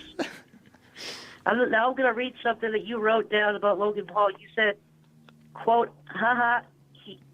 Quote, haha. He laughed at somebody. Hey, not cool. Now go ahead and explain yourself there, sir. Well, I don't recall where I wrote that or what I said, but Logan did. I see that online, and you said it, and it's described your personality, your name, your likeness. Well, Logan did take a picture with a corpse in the forest. You're aware of that, right? So what? Can I just say I think it's very impressive. I hate to burst your bubble. I hate to burst your bubble there, sir. I know all you. See, I think Eric and Jack probably both know this is Zach because they're both internet aficionados. So I would hope that they can recognize a very recognizable voice. You coastal elites don't think people die, but here in Ohio, people die every day. So but don't you think it's trivializing suicide to go and use them as like a prop in a vlog and put them in the thumbnail and to just kind of use a body to get views? Don't you think that's a little inappropriate? Do you have any problem with that? Nuh-uh. Hey kid, what's your Hey, it's called being consistent. Maybe you should learn about it. What's your favorite crypto? You know what? That guy. What's your favorite crypto? What's your favorite crypto? I'll tell you something right now. I invested heavily. I stole from my parents' purses. I have two moms. That's okay. It's 2018. That's okay now. But I stole from both of their purses, and I'll tell you what I did with that money. I immediately went to It's my favorite my guest you've crypto ever wallet. had. Who is I this invested kid? about $5,000 US dollars in Jordan, Litecoin. what the? I don't know what the hell you're on, man. You gotta get. I don't know, man. Jordan, what do you want to be when you grow talk up? to your I just wanna parents, say one more dude. thing. I don't This is a know, public man. call-out. Are you for real? And Are I you? just want to say one last, yeah, absolutely, sir. Are you for fucking really? You son of a bitch. And I'll tell you something else. And I'll say one last thing. And I'm not trying to alert the FBI or any kind of federal agency, but I just want to say this. Mm-hmm. I do have about 0.5 bitcoins to my name. Oh. And I will pay all of that if somebody can. And I'm not making a threat. all right. I dropped it. That was getting too much. That was too much. I'm not making a threat. Yeah, I'm not. I don't. You know, Jordan, you gotta work on your not making a threat skills. I dropped that. That was getting too much. Thanks, Jordan. Glorious. Thank you, Jordan. Thank you, Jordan. I don't know if that kid was for real. I think he brought up some excellent points. He though. did. He really did. So what was a powerful counter argument? And people die every day, and that's just what do we know? And- We're just bi-coastal, fraud. Okay, so they did update the title a little bit. I hired a rabbi to destroy my Yeezys and fastest man alive crew contest.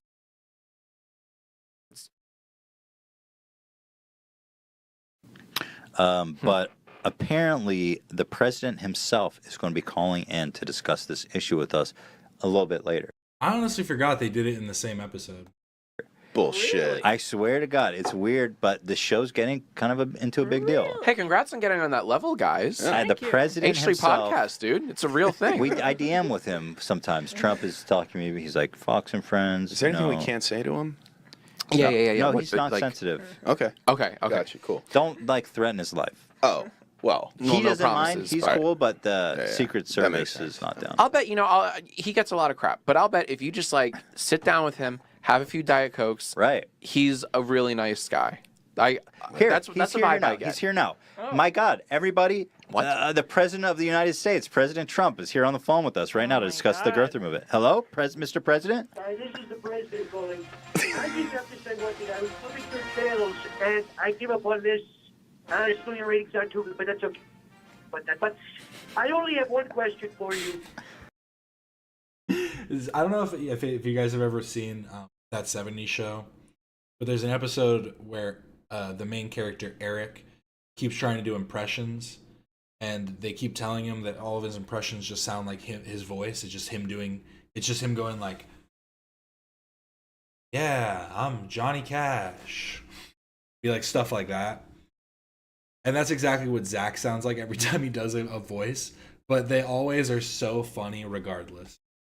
Because it sounds nothing like Trump. It sounds like Zach doing an impression of Trump. But that's Trump, nevertheless. What the hell is Jack Douglas doing with a watch on? Okay, everybody has phones. Everybody's got computers. This Jack Douglas guy's a total con man. He's totally wearing a watch on his wrist. Okay. That's This guy embarrassing, is not- Jack. The president. Right, okay, He this knows guy- your name. First of all, just so you understand, his name is John, right? John. Everybody calls That's him right. John. That is correct, But he Mr. goes President. by Jack. Goes by Jack. This guy's a total fraud. Okay. Wow, the president just guy, called in to frankly, shit shouldn't on even- this Jack. Guy, frankly, shouldn't even be here. This guy is a total disaster. That's okay. But nobody will talk about it. And yet he's here on your podcast. I Mr. just President, wanted what do bring you that have up. to say to the charge that people are saying that you're actually way more than what the doctors reported? I don't know about that. Okay. I don't. What I will tell you is this. Okay.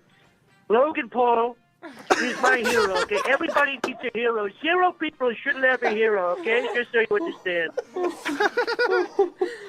Okay. Mr. President. The last thing I'll say, hold on, just so you understand, fabric merchandise is by far the best merchandise online, okay? It's the best. And Mr. by the way, President, last are you thing I'll wearing say- Maverick merchandise right now? Absolutely. I wear it under my suit all the time. It protects me. It protects evil spirits. It wards evil spirits away. And also bad vibes, right? It wards away bad vibes and, frankly, evil spirits, including, by the way, which nobody will talk about. Nobody will talk about the fact that there are witches, goblins, and also What? Sasquatches out there. Mr. President, this is a very It's unusual true. stance to take publicly. Are you saying that you believe in witchcraft? I am going to be making a major speech, just so you understand. I'm going to be making a major speech banning both witches and Sasquatches from entering the United States. Is that really a? Is that? That's all I wanted to I've say. always wanted to know: are goblins real? Absolutely. Not only are goblins real, but I was startled when I saw a goblin. I was in the White House, and I looked out of my window, okay? I looked out of my window. I saw a goblin. Nobody will believe me. Just say what you said. Wait, The Mr. media will President, not did you report call the it? Okay. goblin Hold on. epidemic. I want to talk to you about the Goblins girther are movement. Why are we flooding into talking this about country at goblins and record paces, witchcraft? And nobody will do anything about it. This is classic Trump. Mr. man. He President, always how deflects. tall are you? Always deflects. Well, I don't know. I'll tell you this much, though. I'll say this much, Ethan, okay? He's got to You want answer to the talk about this? question. I'll say this much. A goblin honestly stands about, what, Son of a bitch. 5'2", 5'3"? I don't know. I'm at least a foot taller than a goblin. I'll tell you that much right now. All right, okay? Mr. President. You got to draw a line in the sand here, Ethan. You can't let him dodge around the question. Mr. You gotta get an President, answer out of I this need guy. to put my foot down. I respect the office. I respect you immensely. I hear you about goblins no, and you don't. witchcraft. Roll, no, you don't. No, I that's okay. No, you understand don't, what you're but saying that's about okay. Go ahead. goblins and witchcraft, but there's a lot of people out there, a lot of charges against you, saying that you're actually obese and that you changed your height so that you said that you are not obese. Now, Mr. No, President, that can I was please get nobody a saying. statement Only about are you obese only or you not? people are talking about that. Hold on, just see what you did. Your show is totally failing, and that's why you're saying these things. That's why you've got Jack even Douglas listening and to you. Eric on here, because your show is totally. He's pulling the Hassan right now. Hassan must have watched this episode, and that's how he knew. He's like, oh, they're talking shit about me. Your podcast is failing. Everything sucks for you. That's why you're hating on me. Totally failing. It's totally tanking. All right, honestly. Mr. President, I'm going to have But to cut that's you okay. off. You I'm would going to have say- to cut you off. Disgusting. I dropped Disgusting. him. I regret that I had to drop the he's president. See, this is more of what would make me, because like I 100% believe that Eric and Jack know who Zach is, but Post Malone, there's no way. I don't know how they got in, but Unless they here, told hold on a him, minute. obviously. I think I can patch him in. One sec. Who's Hey. the caller? I think there's. He says he's like an old friend of Post, like a friend from middle school. Oh, Seriously? Hello? Hello? Okay, hang on. Hello, say something. Hello? Can you guys hear that? How the hell did you get this number? Who gave you this number? Surprise! You had no idea, did you? You stupid fuck! I called in right on time. Hang on, hang on. I know this fucking guy. You said you know. Hold on, wait, you fucking piece of absolute crap. I got a couple words for you. Hang on. You said you know Austin from middle school. Is Wait, that- now you wait. Now you what?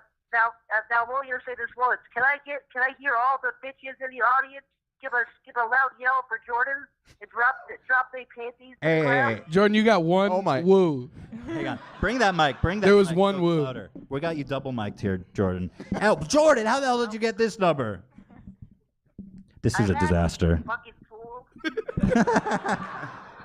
So what the hell did you? What did you want? You wanted to say something to, I don't know you. Austin? I got a couple words for you. I'll keep it real quick. You're there with that Post Bell guy, right? Post Bell, and that's his name goes by It's now. Post Malone. It's not Bell. Post Bell. Yeah, I'm sure. For you, well, listen up. I got something to say. I think he's the ripping off Jake Paul. I think he's the Oh, the Paul brothers. Wait. He is a You're ripoff of saying the that, Paul that brothers. hold on, Jordan. I'm gonna have to cut you off. Are you accusing Post Malone of ripping off Jake Paul? I am accusing him of treason in the highest order, and also Post Malone's first name was actually Jake and Logan Malone. He's definitely an inspiration in my music, but I wouldn't say I ripped him off. I'm going to go even further than that. My great uncle is a lawyer. I'm going to put a lawsuit forward and take this where it belongs, because I'm going to bring up a point right now. How are you gonna sue on Jake's behalf? That doesn't make any sense. I mean, Post Malone was making music before Jake Paul. When was your last song released, sir? I don't know, like 2 weeks ago, maybe 2 weeks ago. Jordan. Well, now hold on a fucking second. Now, when was Jake Paul's video released? Jordan, I don't know. Listen, Months ago, sir. Now, I'm at a loss. My case goes like this. I think you stole the concept of music from Jake Paul, and now you're doing it. all right, Jordan, we don't have time for this. This is a short show. How many Bitcoin do you even have? Listen. Not I'm enough. not going to make any sort of threat. I don't want to incite panic in the audience, but I just want to say Post Malone. Hold on. Okay, you know what? We tried our best. This guy's a real disher. I think he was threatening you. I think he was threatening you. Just He had some- He stayed on the line for a long time. We actually have a call from a fan of yours who has a question for you. Oh, cool. So I'm going to bring in David here. It's not actually David, you fucking dope. You've been tricked once again. What? Wait, what? Hey, is that Jordan, me, the Jordan, Logan you Paul thought you- fan? you Oh my God, I'm so sorry, guys. Wait, how? You thought you could banish me. Wait, Ian, how did he get? How did you not Ian, recognize what the his fuck, name? man? Are you kidding me? Listen, hey, bud, you've got a smooth brain. In other words, you've got no ridges on your. Moving all right. This it kind of lost its charm at this point once they had what is this, Captain Disillusion? Is that his name? And the last time he was on was a long bit. Oh. He was on with Justin Roiland. Pokey or Pocky. Hello Panda. Hello Panda. You know, some of these mushroom-shaped little cookie Please chocolate stop treats. avoiding the question. Ramune soda. How do you feel about these cute, delightful You're really candies? avoiding the... Hey, but just you, okay? You people print this fake stuff, okay? But this is what the truth is, okay? I'm telling you. Here it is, okay? Just having Trump call in over and over again is like probably the best bit they could have. They should bring that bit back, but they have to get Zach to do it, and I think that's probably he's too busy working on Smiling Friends.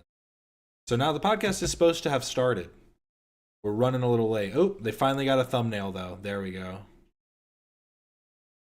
There we go, guys. Looking beautiful. Should be starting any minute here, but we'll look around on the H3 lore page just while we wait, while we're sitting here doing nothing. You know what I mean? How you gonna? The last thing is a little explicit. Sorry, I say explicit. Little explicit. Explicit. I got Lena's permission to say this. Oh God, what is it? Yeah, I was having marital relations with my lovely wife, and I almost broke my penis. You almost broke your penis? There Was it a risky position? I mean, She popped off. I promise I want to get into detail. There was just some problems with the dismount. Yep, it was when she popped off. I knew it. It's all up here. You gotta. So you. Oh. So were you afraid you had damaged it? Was it painful? Your penis is okay now, right? It's still a little purple, but it was. It's purple? It was completely. I completely forgot about this. I completely forgot that he talked about this. This is horrible. Purple and. Whoa! So it got really damaged. The only doctors in the family really that I'm close. See, I've only tuned in for AB stream a few times. I haven't watched any of Lena's independent streams. I do follow. I am subscribed to AB, and I don't go on Twitch that often.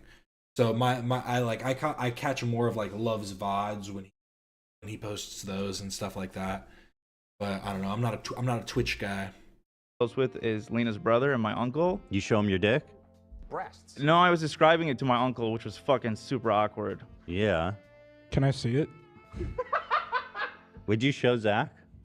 I'd show Zach. Can you show Zach and then? I feel like we can't talk about this. Oh. Why? It's from a medical standpoint. Yeah. Why can't he show Zach? You should show somebody though, AB, just to make sure. Show It's Zach. feeling though, because when it first happened, like Zach's a doctor. What? My grandfather was a gynecologist. Close enough. It's passed down. It's in the fam. Yeah. Yeah. So it's all purple. What did? Yeah, so- I think the blood vessels broke at one point. So what? Welcome. So what was worse, that or the 440? That. You've been having a hard time. I think that curse hit you the hardest because you're the most guilty. Let's be real. Yeah, I guess so. Yeah. Getting your dick almost broken is probably every man's biggest fear. I don't know what can be worse than that. Ethan smoked crack once. Is this this is the first appearance of these days? I've tried crack.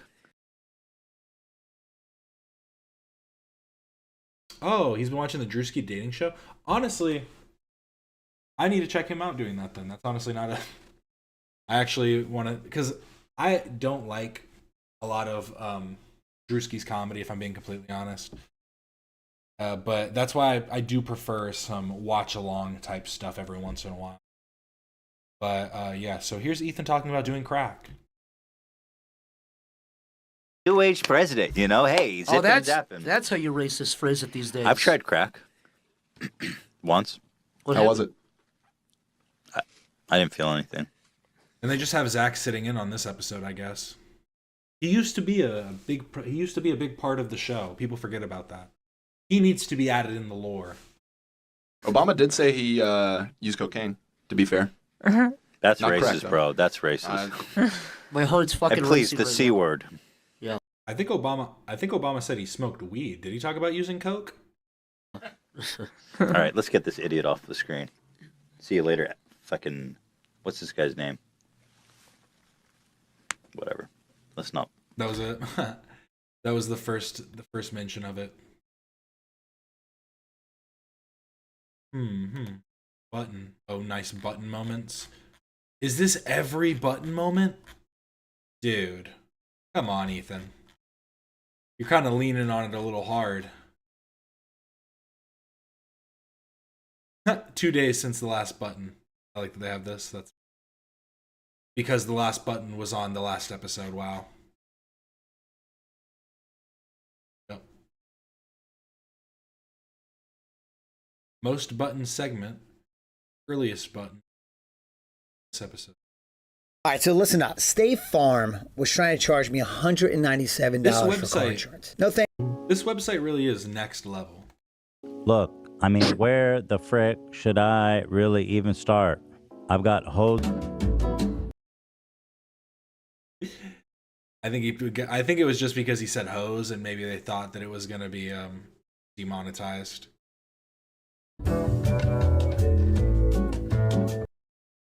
I don't think you can get earlier than that. What was that? 7 seconds? 2. Look, I mean, where the frick should I really even start? I've got hose. It was just before the 7 second. It was right after 6. Like 6.5 seconds. Amazing. Truly incredible stuff. I'm wondering how they sourced all of this stuff. Because it obviously isn't all of it.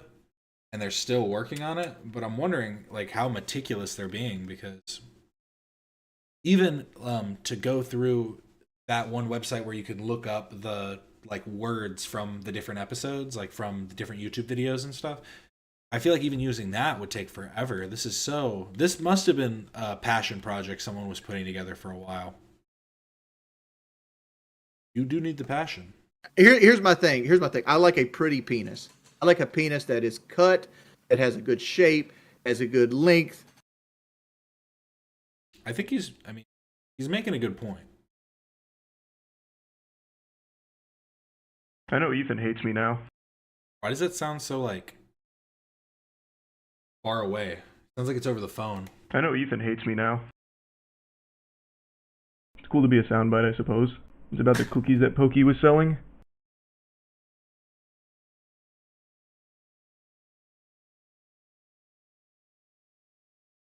So we have this.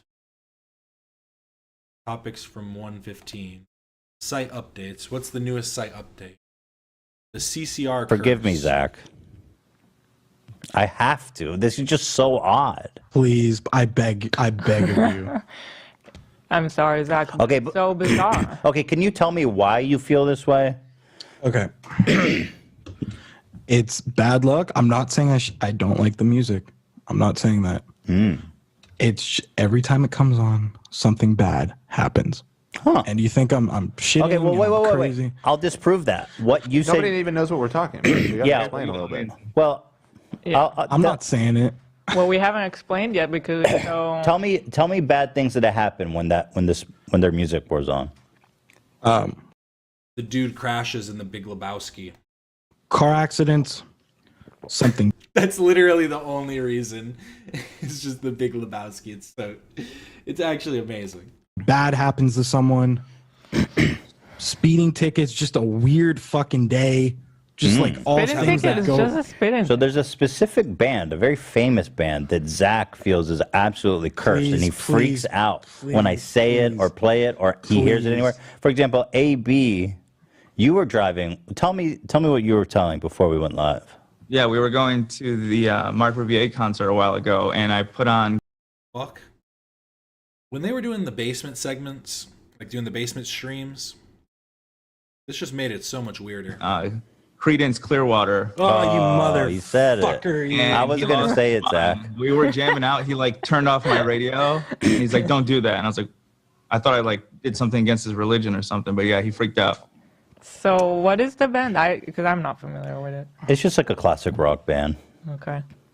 A They're really good. beloved one that Yeah, really, I would have truly assumed beloved. that Zach would have been a big fan of. Zach, if we can't even. A Big Lebowski themed birthday on 420 does sound pretty lit.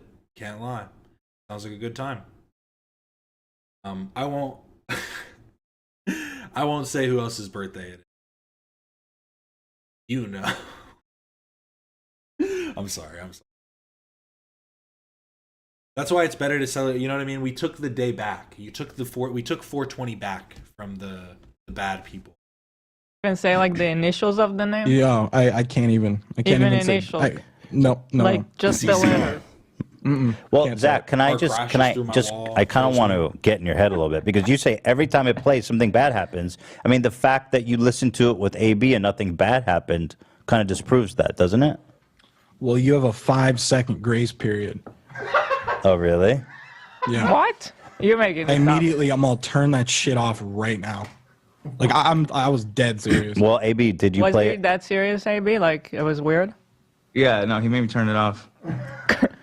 So, AB, did you turn it off? See, it's always about finding the positives. Carmen Electra is definitely a plus to have as a birthday twin.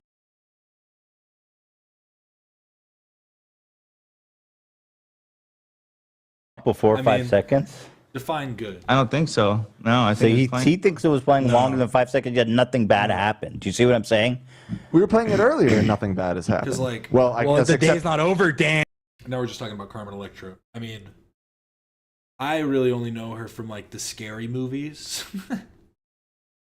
And I think she's funny in those. And we're roasting you live on the show. I don't want you to live with this trauma, Zach. I think we need to get you through this. I've legitimately talked to my shrink about it. Really? And like, What did he say about it? she's like, she's like, yeah, like everyone has superstitions, and I just can't fuck with it. I just can't. It just seems like it's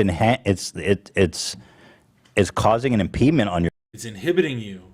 your life. Like, imagine you're on a date and then she puts on. Oh, that's and you're like, happened. stop! Don't do that. And she's like, what is? She's gonna leave you. She's gonna think you're such a weirdo. I was in a restaurant that happened. I'm like, I have to excuse myself. Like, I'm not even joking. Zach, you cannot carry this around. It's fucking my life up. It fucks my life up. What if you just say the name like 20 times? You just No, face it, I'm gonna die. straight on. We have to test this. Like, if I say, okay, so what's He's ingrained it into his brain so much that if he does do it, he's just gonna end up with like throwing himself into a full psychosis, and then it'll prove that he was right. the rules? Because Like I when say you- the name or it has to play the music. What are the rules? Tell me. Everything is a problem. Even the mention of looking at the main guy. Like, I was on Twitter and something popped up, and I'm like, fuck. Like, but nothing bad happened that day. That's what I mean. Well, the day isn't over yet. Yeah, but back then you said a picture popped up to the guy and you closed it. No, that was today. Oh, so your whole day's been cursed with this guy. And then coincidentally, there was an Ethan Bradbury video where this all started, and he was playing a song from that specific group. Yeah, he sent it to us, and then I was watching it, and he's like, wait, I Ethan just Bradbury. realized what's playing in the background. Turn it off. I was like, Wait, what do you the mean fuck? Ethan Bradbury started this? It was playing. Ethan Bradbury, he posted a video, and Can we in the watch the background video? of Bradbury's video was CCR. Well, I understand that, but what do you mean Ethan Bradbury started all this? Because Zach sent him the I want to hear from video, Zach. Okay. He started the conversation because I'm like, oh, no, turn that off. I realized after I sent it to our chat that there was a certain song playing. Okay, so your phobia existed before the Ethan Bradbury incident, but you sent it to the chat and then you erased it from the chat? No, it's still in the chat. Oh boy. You cursed yourself, man. But nothing's bad happened since you sent it in the chat. You understand what I'm Well, saying? no, this is happening. This is a nightmare. Yeah, but see, this doesn't count. This doesn't count as something bad. We're just talking about it being bad isn't. That's like a cat. It's like a catch-22. You can't. It won't be bad unless you listen to it. I don't even know how to make that a catch-22. I don't know what I'm talking about. Here said I listened to. I'm not gonna say it for you. Thank you, Ela. Thank you. Every time before an exam, so far I haven't flunked once. Not cursed. Yeah. I mean, millions of people every day listen to this band. I understand. Hey, superstitions don't affect everybody the same. I've blocked them from my Spotify, from my what? Apple Mute. Like I have a just donation. Zach feels a bad moon rising. Oh, you motherfucker! Oh. I already made a lot of those puns earlier. Zach, this day's already ruined, so I feel like, what does it matter if we saturate it with more? What if you're fishing and somebody goes, boy, that water looks clear? But that's. How about that clear water? What about that? That's fine. I guess just like. What if they say that clear water is giving me a revival? And I say that with credence. What if they say that? The term credence would fuck me up. Credence. It's the credence that gets you. It's just bad shit, man. It just, you think I'm crazy. It's just bad shit. Jesus. Do your parents know about this? Yeah. They do. How do you hide it from anybody? Well, no, they're like, okay, you have bad luck shit, like I just can't fuck with it. And I love Sounds like rock somebody and put roll. a spell on you, dude. Whoa. Wow, this is a long segment. I was not expecting them to talk about Someone this sent a long. super chat that. That's a song. Yo, pull that up, Ela. Yeah. Yo, sorry, I gotta put a pin in that, Zach. There's a music video with 323 million views where the main guy's wearing our color block hoodie. This is actually from the super chat. Let me read the comment. That's crazy. Okay, well, that's where that ends. I'm going to just assume that's the end of that discussion. And then this. Oh, didn't we? Okay, let's go. It's almost 2 minutes long. Okay, go ahead. And it felt really good, and I think people liked that so much more. I saw a TikTok of this amazing artist named Inky Witch. I actually met her ironically. Jesus, Zach, what the fuck? Zach, what the fuck is wrong with you? That was so inappropriate. That's why I'm laughing. Zach, that was so fucked up. Zach, what the fuck? That was not. I'm laughing because of how I'm not laughing. That was so inappropriate. The timing of that was just not okay, Zach. What the fuck is wrong with you, dude? I'm sorry, Trisha. I'm laughing, okay. but not. Okay, so this is an episode where they were reacting to this. So. I'm laughing at how obscene that timing was, and not. That's not appropriate. The fuck, dude? Why there? Of all places would you do that?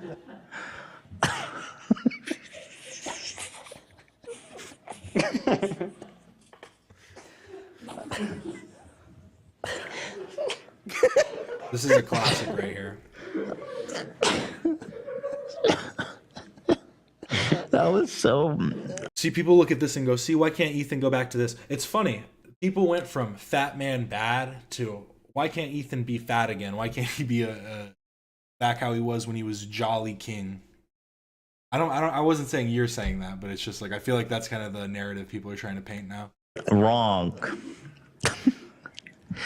That was not cool. It was pretty cool. Well, I was just gonna ask, do you accept her apology, Zach? Do you guys accept her apology? She's apologized to you guys. See what I mean? Look, it wasn't that bad, right? Oh man, not that bad. It feels good to finally have it out there. I know. I feel better. I don't think it was that bad. You know. It's definitely the hardest I've made any of you laugh. Yeah, I mean, at the time, things were more sensitive, I think, Right, you know, right, so right. it made sense to cut it. But now I don't give a fuck.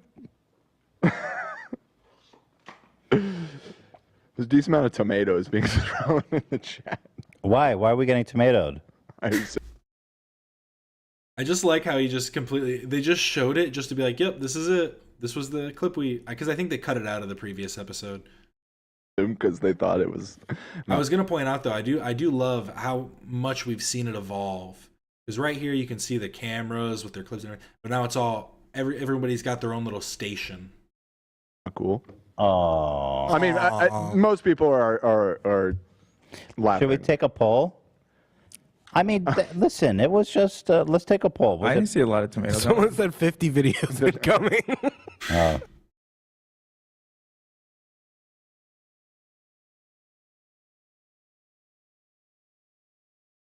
There's just a picture update. New button moment. Let's see, how close are we getting to starting now? Still haven't started. I do think this is the point where I'm gonna have to just say goodbye and we all have to wait on our own. They should be starting within the next 10 minutes or so. That's usually, I always take that as like my buffer time. I'm like, they gotta, I always know about 2. If they go past 2, then something's really wrong. Ethan fucked up and did something. He's still on the toilet if it's past 2. But yeah, I think I'll just call it from here. Because I don't know if I'm maybe looking at this wrong. I'm trying to understand how to navigate this a little bit better. Okay, so these do have the where it does clip to different segments. We're in a new workshop for Dan, you know.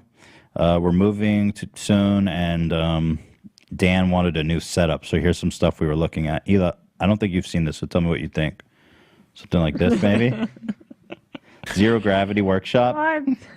Can I get it? $16,000. It's only $16,000. Whoa. Yeah, that's. Is this supposed to be for like disabled people or something? Seems like totally reasonable. Why would anyone want this? Because I could command the show from there. Just imagine how cool I would look on the show when it cuts away, and I'm like, you know, I'm switching, I'm doing the audio, I'm doing all kinds of stuff from my station. You know, we've almost had that when Ian was sick and he did the show from bed. It almost looked like that. Right. Exactly. There's a proof of concept. Well, when I first saw this, I was like, is this for paraplegics or what? But no, this is just people that want That's what I thought. I thought it was for like a quadriplegic. to rock out in 0G. Apparently, gravity doesn't exist when you're laying down, according to them. Yeah, I don't understand that. It's definitely G. But look, they have got a whole collection of them. Why is it called zero gravity? It's you're just floating. It's just sitting. There's some really good ones here. Oh my god. He's got a suit on and shit. He's like, all right. What is this? I was thinking it might be funny to buy one. Oh, this one's only 5,000. Yeah, but this one's not as funny. The best one's coming up, actually. The one that I really want. This is like the guys who operate drones in Afghanistan. They're in like Honestly, this we might need to get that. Put on a VR goggle headset. Triple monitor. I got the laptop off to the side. This is some real end of life shit. Two laptops. Look at that. He's got a laptop on each side. Legitimately do the show, right? Like you could. Honestly, I would rock this setup. If I had it, I'd be there all day. I'd be hooked in like Professor X, whatever his machine's called, or like in Assassin's Creed when they're hooked up to the Animus. Actually do the show. Absolutely, I could. I think we should get it. You do? Yeah. It's gonna be, but you know, it takes like 10 minutes to get out. We got 10 minutes. Look, I'm like, damn, when you got an issue. I'd have to like suit up. Wait. The one I actually want is still coming up. Yo, but like, I feel like I used to play EverQuest with people that actually were like, this was how they played. Right, probably. You know what I mean? Yeah, same. This guy is totally flat. Totally. He's not even totally flat. His legs are higher than his head. This is not a good laying position. He's actually like in a bad laying position where his head is going. All of his, this is just Prone, 100%. Oh my god, what if we got 2 for us and we do the show like that? Well, the show fully laid down. They're gonna pass out if they do that. I'd honestly pass out if I was working just fully laid down, and then I'd wake up and think this monitor is gonna fall on me, and I'd be like, oh. How? You'd have to have a camera up, but then it wouldn't look that different. It would just be a little weird. Well, you'll have one white shot that shows. Well, this one's $7,000. So how much was the Gatsby? It was like I want them all. The Gatsby was only like $4,000. So this is twice as expensive of a goof, and I just don't know if it's got. Oh, it has wheels, so I could wheel your ass around. Yeah, exactly. Interesting. Oh my god. Whoa, this one looks super teched out. He's upside. I do like the idea that the wheels aren't there so you can move it around before getting in. It's like, this is even worse. Your legs up like that. Like, I just can't see that being a good seating position. But I like the idea that it's not there for you to roll it around. It's for once you're in it, someone else can roll you around and be like, hey, can you move me over there? I need to go talk to Cheryl in accounting. Upside down. His head is lower than his feet. It's just upside down. That cannot be comfortable. No, like. Oh my god. We've totally Look inverted at all the arms everywhere and shit. Why is his head lower than his feet? Oh, I love it. This one's pretty Look basic. at this guy. This just looks like a dentist, like a dentist chair, and the dentist like moved over all of his equipment to be able to like navigate it from there. Basically, just when my dad used to like be on his laptop at home. Can you imagine? On the recliner. That's basically what it was. Right. Can you imagine we delivered this to your parents' house and saw your dad in this? Whoa! Man. Look at It's this. so weird. It's like a desk. Right. You take some notes. Whoa! That is how you. You forget your drinks right here as you like lean it back and just get like it spilled all over you. Huge desk. What the fuck? Like, what are you even gonna do with a desk? You can't put a couch. Right, you can't put anything on it. He's putting it keeps falling off on him. Hey, that's what I said. They need 0G desk like notebook holders and pen holders. Right. Some sort of magnetic thing to hold your stuff Like on there. this can't. They just make them look so crazy. Like this huge arm goes like 10 feet up in the air. It's like a little gallows. You could also hang yourself from it if you died too many times in EverQuest. Right. Whoa. Whoa. This looks serious. That's a thick boy. Look at that arm. Oh, Dude, this Oh one my looks like a God. helicopter. This one's ready to take off. It can also fly. There's a laptop on the side. Yo, Like, how do you what use could a mouse? Wait, what are you gonna even do with that? Yeah. Yo, right. There's no way you could use it. How do The you? hydraulics on this thing is what gets me. The fact that it's just all hooked up through like hydraulics, just to go, just so you can get in and out of sitting down. Use a mouse. I think you'd have to like mount a trackball or something. So They need. you can't. The very nice fetish furniture. This is basically like it's bondage for people that only watch porn. It's like bondage for incels. Use like a normal mouse. Yeah. Right. This one you could do pull-ups. Work out. Although that seems like the antithesis of the 0G. Right. You're not buying 0G workstations to do pull-ups. I can't believe they have so many. They of have them. so many, and we still haven't gotten to my favorite. There's one that is. Really? There's one that's far and away the best. What? Yeah. It's got to be coming up. Man, they. Oh. Whoa. They have a long list. Hey. Look at this. With the old school monitors, the like square monitors. With the wide like borders too, so like there's no way that transitions seamlessly. Wood So leg. reclined. He is so reclined. So many monitors. Whoa! Which is your favorite? Not this one still? It's still coming up. This one he looks like a artillery. He looks like he's ready to shoot some shells off. He's manning the guns in the What Millennium exactly? Falcon. What kind of jobs are these people gonna do? Like, Right.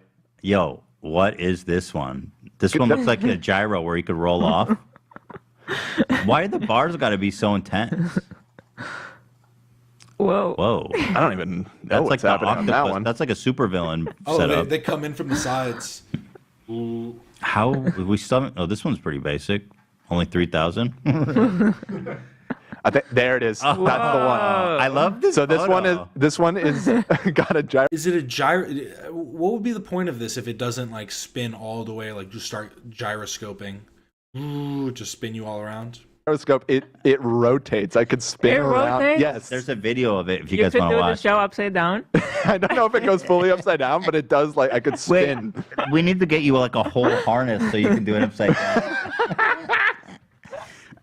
Now that's serious. This one is so epic. Yo, this photo's so epic. How they don't even show his face. Here, there's a video of it, right? Oh, no. Yeah, I think it's a. Here. Oh my god. Here, can I play this music? I wonder. It's probably royalty free, but What? I'll mute it just in case. 77 likes. All the smoke. Yeah. So by the way, this video was uploaded in 2010, so they haven't upgraded their tech recently. But here is the gyro in action. Oh wow. He goes So up slow. to perfect height. He's so quick. Look how fast Oh it is. my Look, the whole god. thing. I would love to test the limit of how far you can rotate. Bro, why do you want to sit like that? Oh my god. I'm perfectly fine sitting upright. You cut to Dan and you just see your feet basically. Look how the monitor. Yeah, you just see Dan's feet. Look how the monitors rotate. Because you can't move your head anymore. It straps you. I just don't understand the need. Stretch your body. Look how massive this thing is. I'm kind of surprised it only. Oh, this thing is like 16. So that was them first talking about it, and then this is when they first got it. Building your online business? And they didn't get that one. They got the Scorpion. Go to channel, Wix.com and set up. Wow, still 2 o'clock, and they still haven't started. What's happening? What's going on?